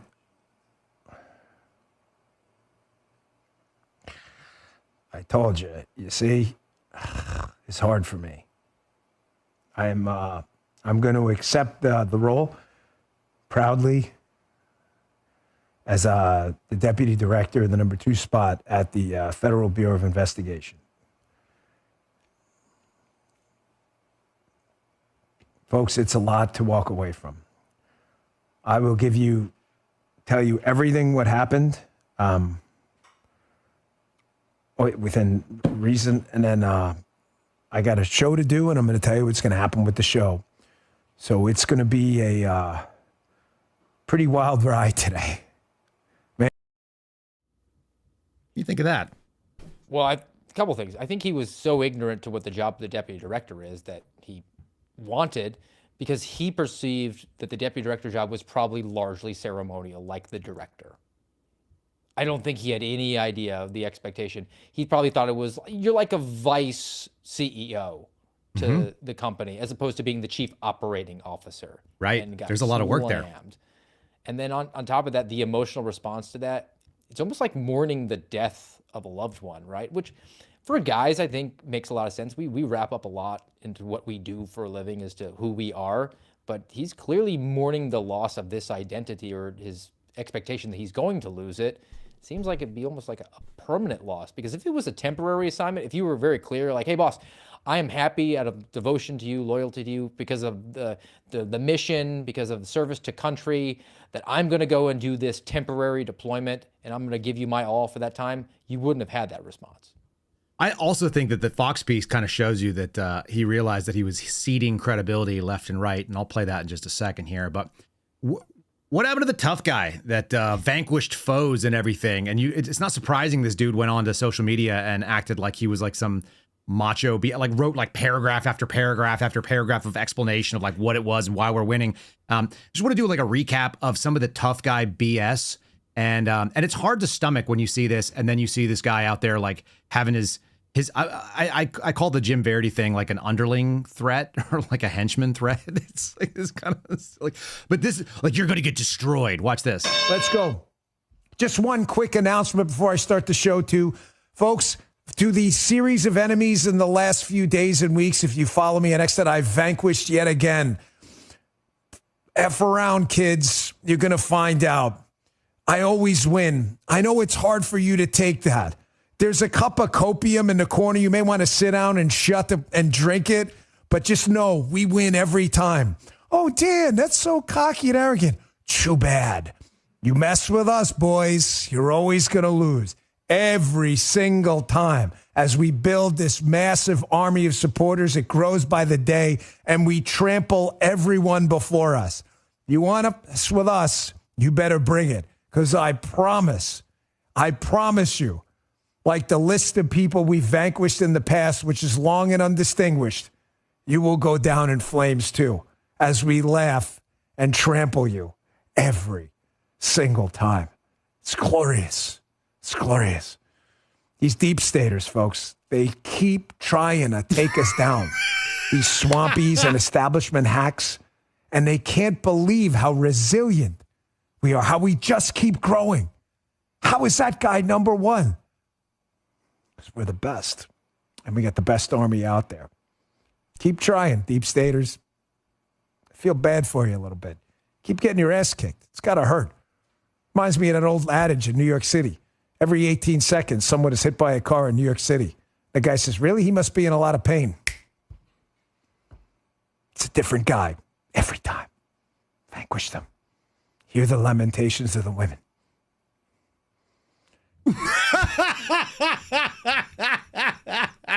Sorry. I didn't know you had a Conan reference in there, too. God, that is so embarrassingly stupid. This is what people loved. Talking about. They're like, that's my tough guy, bro, Dan.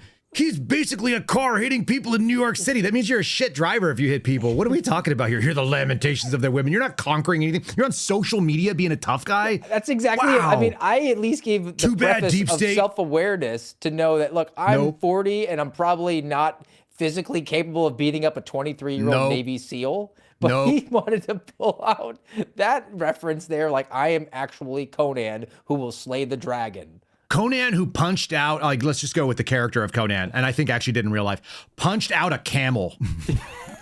People don't know, like, Conan was one of my favorite movies when I was in the military because you don't even need, like, any sound. You don't even need to have, like, you can watch on your phone and you don't need anything. He would have been like me on Fox. Yeah, you don't need sound. Let's go tough. Let's keep going on. We're rolling tough. This is tough guy, pre-entry, pre-deep state Dan. A whole lot to talk about today. Folks, let me get to the first component of what I want to talk to you about today that's critical right here regarding the fake crime, fake sentencing in front of the fake judge, in front of the fake court system, in front of a fake prosecutor and everything else up in New York with Judge Merchan.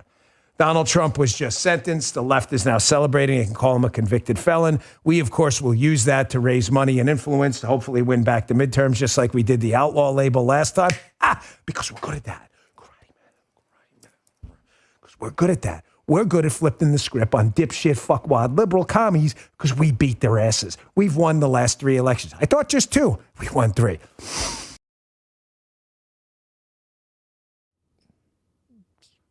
Shadow boxing. Is that why he hurt his shoulder when he went to the defensive tactics? And then he felt compelled to go on to Twitter and tell everybody that, I would have gotten if it hadn't been for the meddling kids. It's not good, but it is real. Listen, I don't think he hurt his shoulder doing any of the karate moves, actually, if I'm being honest. I think it may have been him bending over backwards to give Donald Trump credit for the thing that most people that are in the MAGA movement were pretty uncomfortable with. His high-fiving Donald Trump about the vaccine, which some people will forget about. Someone reminded me this the other day. They're like, that guy got conned into the vaccine decision. Yeah. He got conned into that. Why would you listen to someone who, like, had to openly do it? And it's not like he was just like, oh, that was the worst thing I've ever done. It was the worst thing he ever done, and then he used it to, like, do knob slobbery on Donald Trump. This is pre-deep state Dan doing that. Biggest mistake of my life. Biggest mistake of my life. Biggest mistake of my life. Yeah, we do. I think you need those billboards across America. Miss me yet? With a sign of you with thumbs up. I mean, look at this hapless guy we have in the White House now. He's trying to take credit for all of your stuff too, the vaccine. But I'll get to that in a few minutes. I actually got a text about that today from John Sununu. He's like, listen, don't let Joe Biden, when you're in your appearances, get away with taking credit for President Trump's work on the vaccine. He sent that to me in a text, so I promised I'd bring it up on the show. Is great. He is. Biggest mistake of my life. I just should have waited. I thought to myself at the time, I even told Guy, I said, there's no doubt I feel like this was created in this virus in a lab in Wuhan, China. I have little doubt about that. And I figured, I'd rather take my chances with something we created than something they created. Remember when I told you that, Guy? He's like, listen, don't let Joe Biden, when you're in your appearances, get away with taking credit for President Trump's work on the vaccine. Biggest mistake of my life. Somebody did a little comp there that I found. Cool, bro. Nice knob slobbery. That's good stuff. This is what is expected. This is the slop that we're talking about here. I hang out with John Sununu because I'm mega Doppler MAGA. First, dropping names, dropping connections. This is who I know. That's another come back with your shield or on it moment that we all face down. I mean, just you can't help but notice that every single one of the suspended FBI agents that came forward were that contrarian type who said, no, I'm not going to inject that experimental gene juice into my arm because you told me I had to. That doesn't make any sense. Scientifically, it doesn't comport with my belief system. You can't make me do it. And we actually face the consequences. Some of us came back on our shield as a result of that. And when confronted I'm with still that, carrying my shield, though. They just knocked my shield off for a minute. I picked it back up. Your hat was askew. You're good. I'm good. I got it slopped around. You know who didn't? Who doesn't fall over for that guy? Because I'm seeing a lot of it, like the knob slobbery. It's just everybody has to self-congratulate. Oh, he's such a hero. He did such a great job. Two people. Number one is a person named Alex, and number two is a person named Alex. I got Alex Jones and Alex Rosen, two very, very different creatures, both sort of like have the same sort of spirit and sense of humor that you and I have. So let's start off with Jones. I think this might have been while I was on a show. I don't know where every time I mention Bongino, he gets super hot and he gets really angry. Even on like private phone calls, he starts yelling. It's really funny. So here's Alex Jones calling out that tough guy karate man thing. Well, obviously, Dan, nobody's smarter than you. But if you want to go from being very popular to very unpopular and thus hurt Trump as well, just keep going. Keep going, tough guy. Okay, I'm going to stop right there. I'm getting angry. Okay. So, I want to beat the globalists. That's what I want to do. He's so funny. He's so funny. Here's how the globalists don't get beaten. You ready? You remember the Fox News? What was the moment when everyone went, uh-oh, something has changed? He killed himself. I saw it. Just stop asking. Listen, that Jeffrey Epstein story is a big deal. Please do not let that story go. Keep your eye on this. Catherine Rumler, we need to keep the heat on this case, folks. There are a lot of people who are knee deep in the Washington swamp who are not telling you the truth about serious allegations out there that Epstein may have had video and audio of people out there doing things they shouldn't have been doing. And you should be asking yourself the question, how is it that all these people, the CIA director, the Obama fixer, Bill Clinton, all intersected paths with Jeffrey Epstein? Jeffrey Epstein isn't with us anymore, and nobody seems to want to talk about it. Outside of a few entrepreneurial media outlets saying, hey, this is a big deal. He killed himself. You want me to get, I've seen the whole file. He killed himself.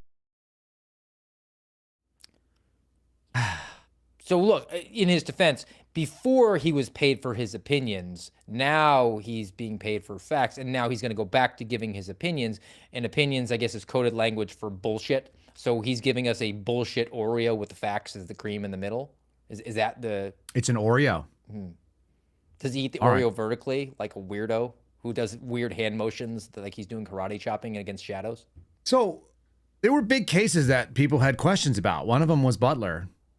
And apparently there was some seriously exciting inside knowledge that was being dropped on the podcast. Did everybody that listened to that forget about this stuff? This is a new background. This is like superimposed. I don't know what this background is, but I do remember hearing this and going like, whoa, is this legit? If a guy who worked in the Secret Service 1,100 years ago has something to say about it, maybe it's real. Listen to me. Trump is being hunted by professionals who know exactly what they're doing. And because I hate teases, is the Secret Service compromised? Now, I know you say, well, Dan, you brought that up last week. Is there a mole, whether intentional or unintentional, in the Secret Service? I'll talk about that. But someone, let's just say who can be trusted, I spoke to last week at the end of the week, has informed me that their communication system for the Secret Service may be almost entirely compromised.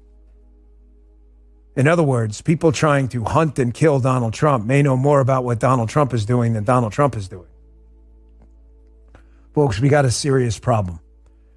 And the problem is the people in charge of the Secret Service right now are not serious people. The people at the top are too busy trying to cover up their own role in the substandard security plan for President Trump.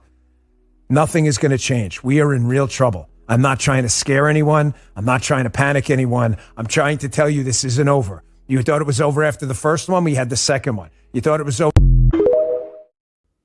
Bro, I feel like he's just talking about the pipe bomber case. You could just put the same thing in there, except he's talking about himself.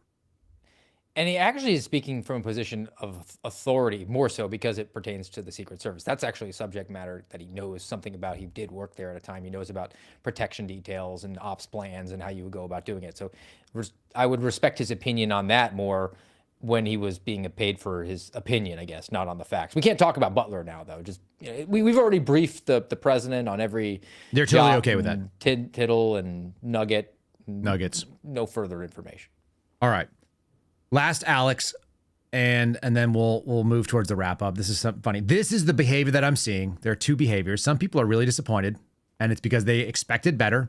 They wanted more. They were mad at me for saying this in April when it became obvious to me. It became obvious to me because Steve Friend didn't work there in April when he could have been there helping avoid these traps that were set, and they clearly were effective. And it was obvious that he didn't have the skill set or the knowledge base, so you just have to hire that. Apparently, you can do it with Erica Knight. I'm going to tie it all together. You can do it with Erica Knight if you need somebody who can do PR. By the way, they hired Ben Williamson, who also has no business being an FBI senior executive, but whatever. They got that person. I think he's weak. He's obviously losing. They're out there explaining left and right how they're winning. Not good. But it was obvious to me what was going on. And so two ways. People are going to be disappointed, or they're going to go the other way and they're going to do some knob slobbery because there's no other way that they can take it. I like Vince Colonnese for whatever it's worth as a person. I think he's a nice man. I think he's a good man. I think that when he was doing radio, he's skilled. I think he'll continue to be skilled in broadcasting. I loathe the fact that he has to work for Silverlock and do the bidding and do this slop, because this is probably got to be hard to swallow if your job and your livelihood depends on it and you moved all the way down to go do something like this and you got to put out this crap. So I'm going to give you the last bit of knob slobbery. Then we're going to do an Alex Rosen, which I think is the best answer to knob slobbery, is lampooning. And then we'll shut it down, and you can tell people if you're going to be doing a podcast anytime soon, Steve, or if you're just going to be like a professional handyman or what you're going to do. So let's pivot over to, this is the message they would like you to have. This is the approved position. Apparently Laura Ingraham didn't get it.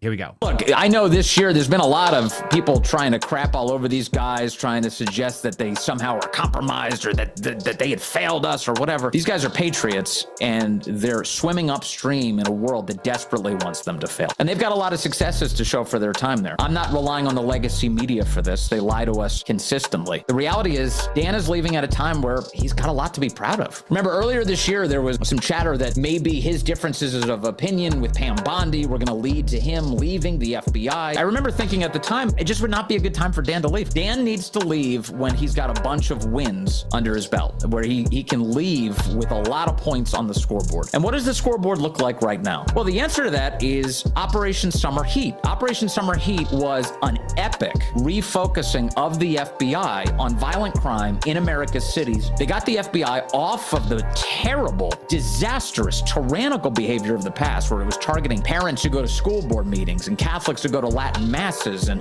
people who sing church hymns outside of abortion mills. That has not been happening anymore under the leadership of Kash Patel and Dan Bongino. Instead, they've focused the FBI on its actual mission, catching the bad guys. They've gone after the vicious 764 network, getting child predators off the streets. They have found the secrets inside of the FBI, literally rooms filled with secrets that the FBI...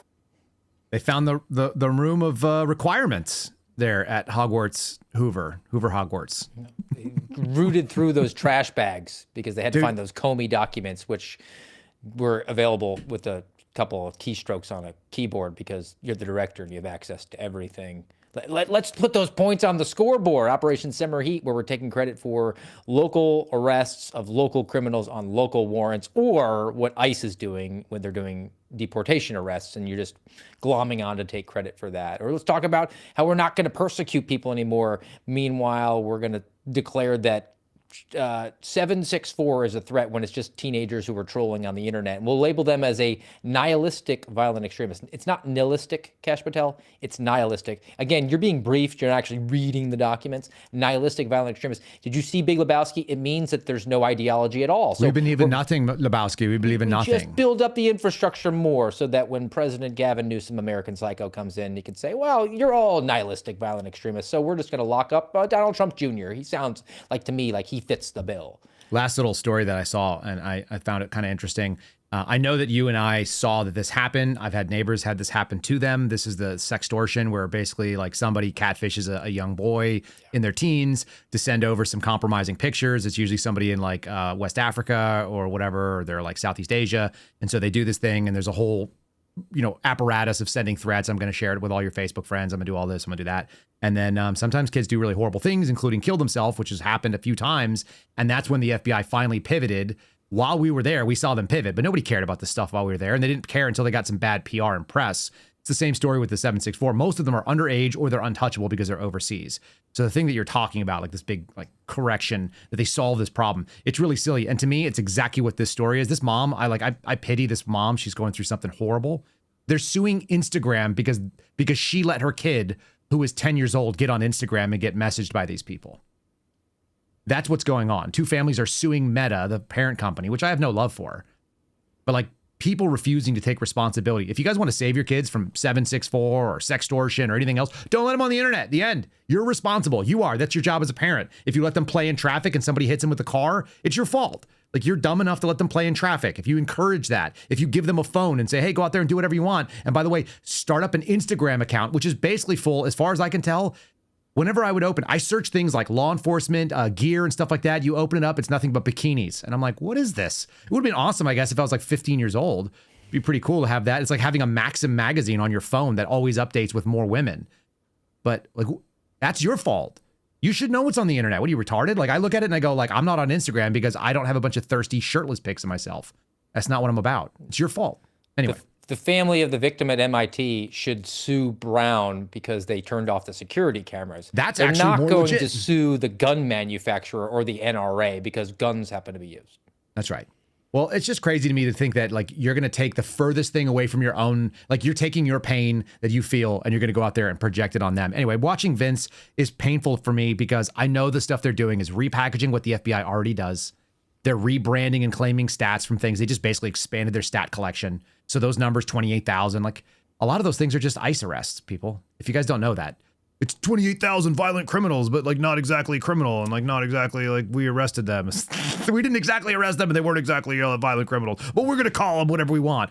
Last night we made fun of it on the call-in show. We were just I've heard Kash talk about the number of arrests on sextortion cases and stuff like this with 3 different numbers. He says I've heard him say 490, 590, and 510% increases. One of those is correct, or none of them are correct. But they can't all be correct, turns out. Anytime you give them percentages, I'm going to have to get the hard fact. Can you please give me, those are relative numbers. 6? Right, exactly. That's what it comes down to. All right, that's as fun as we need to do. Let me play you what I think is happening, the knob slobbery that is really hard for me to process and digest, and I do think it's funny. And so I promised you a second, Alex. This is the Benny Johnson camp. This is the Tim Pool camp. This is the anybody that works for Rumble camp has to do this. So Alex Rosen is giving you every single mega Doppler MAGA influencer in one compilation from his car. Enjoy this. All right, y'all. I see a lot of people losing faith in the Trump administration and Dan Bongino. So I want to make a few things clear, okay? So Dan Bongino is still fighting for us and on our side, okay?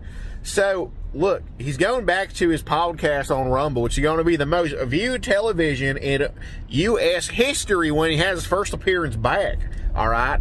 So look, he can't talk about anything that happened in the swamp because he was under an NDA while he was working with the FBI, which stands for not doing anything. Now he's under an NDA now about what happened to the FBI, okay? So, look, y'all got to understand, this is 4D chess, okay? You think that he actually didn't do anything to dismantle the FBI? Well, guess what? Him stepping down means that there's no more deputy FBI director. He himself is dismantling the FBI. The FBI just got smaller with him stepping down. Think about this. It's 4D chess, man. All right? So sit back and enjoy the show. I like that guy so much. He's like 26 years old. He's the same age as Cash's girlfriend.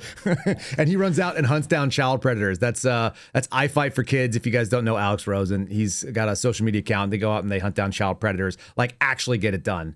He's also hilarious. That was all sarcasm for those of you who don't know his sense of humor, which is the same as me and Steve. It's very dry in that case. What do you got, Steve? Well said. Look, I hadn't thought it through like that. It is like 4D chest underwater, hungry hippos. I would expect nothing better. All right. Are you going to bring back a podcast next year? What are you doing, man? What are you up to? Yeah, I'm going to have to bring back the American Radicals podcast. Maybe retool the studio to go away from the more simplistic, go to something that's like a podcasting sensation style, like a little bit more room. I'm going to need to do a little bit of work here in the hiatus time between now and the new year. And then maybe I'll ask Dan Bongino to be a co-host with me. We could just be a couple of guys who are former bureau, just, yucking it up about our old times there. It might be one of the most listened to shows on Rumble. Oh, gosh, that's good. All right. So the American Radicals, you guys can find them at AmRadPod on X. You can find it at rumble.com/AMRADPOD. You can follow Steve at Real Steve Friend. Steve, you're not allowed to call yourself Real Steve Friend anymore. My brother called it out on Twitter, and I was like, you know what? That's true. He shouldn't call himself by his Twitter handle. Steve's too much of a dignified, serious human being, even with that sarcastic mega Doppler MAGA thing. I've also been going on this thing when I see somebody, instead of saying someone's big mad, I say they're MAGA mad now, which I like.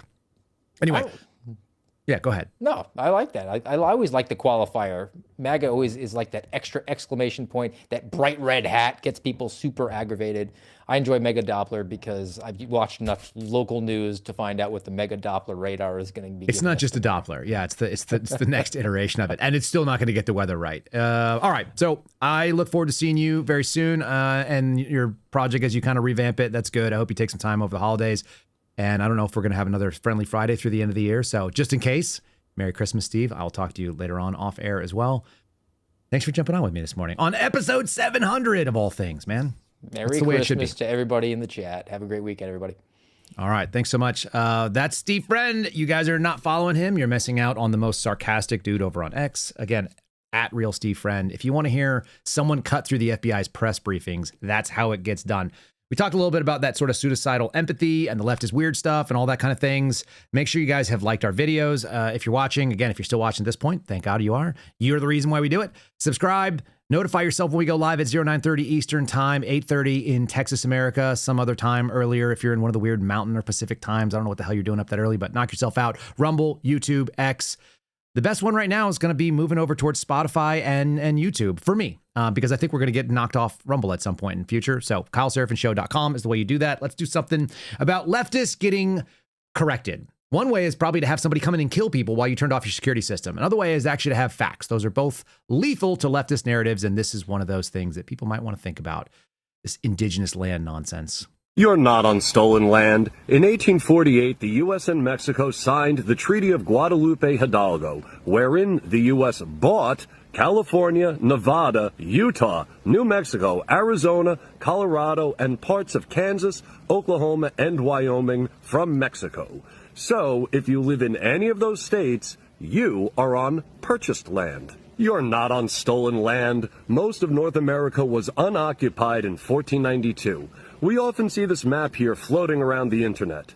This map is total nonsense. Without advanced farming methods, populations were very small. Without modern medicine, mortality was very high. There is simply no way those people were taking up that much space. You're not on stolen land. Most indigenous peoples didn't have property rights, which Team Decolonize Everything tells us was an invention of evil racist Europeans. Well, without property rights, you can't lay claim to the land. You can only steal the land from weaker people or lose the land to stronger people. You're not on stolen land. You're on conquered land. And the very peoples the Europeans conquered this land from were all very busy conquering it from each other. You see, kids, your racist, noble, savage stereotype is just that. Your racist stereotype. If you're interested in more, go to my profile and check under my handle. And always remember, you free your mind by using your brain. Peace! That guy is not wrong. Sounds like a kindred spirit. So there you go. Follow Steve Friend. Thanks to my guest for popping on. He does our Friendly Fridays if you guys are new here. Steve Friend, American patriot, whistleblower, former FBI stud, and hobbyist podcaster, potentially now doing it more seriously. We'll see what that looks like. There's his handle. There's his X account, @RealSteveFriend. God bless all of you. Thanks for being in the chat. You guys are the best. You guys know it. You guys show up every morning and you make this thing work. Make sure you can find a secondary way of watching us in case we get canceled in any of the platforms. That goes for all the platforms, I suppose. And yeah, I look forward to seeing you guys after a good weekend. I hope you have some restful time, some fun. For some reason, it's back to 70-degree weather here in Texas. So I'm going to go put on some flip-flops and hang out with my kiddos. See you guys on the other side. Thanks for listening to The Kyle Seraphin Show, streamed live weekdays on rumble.com/Kyle Seraphin. Follow Kyle on Twitter, Truth Social, and Instagram @Kyle Seraphin.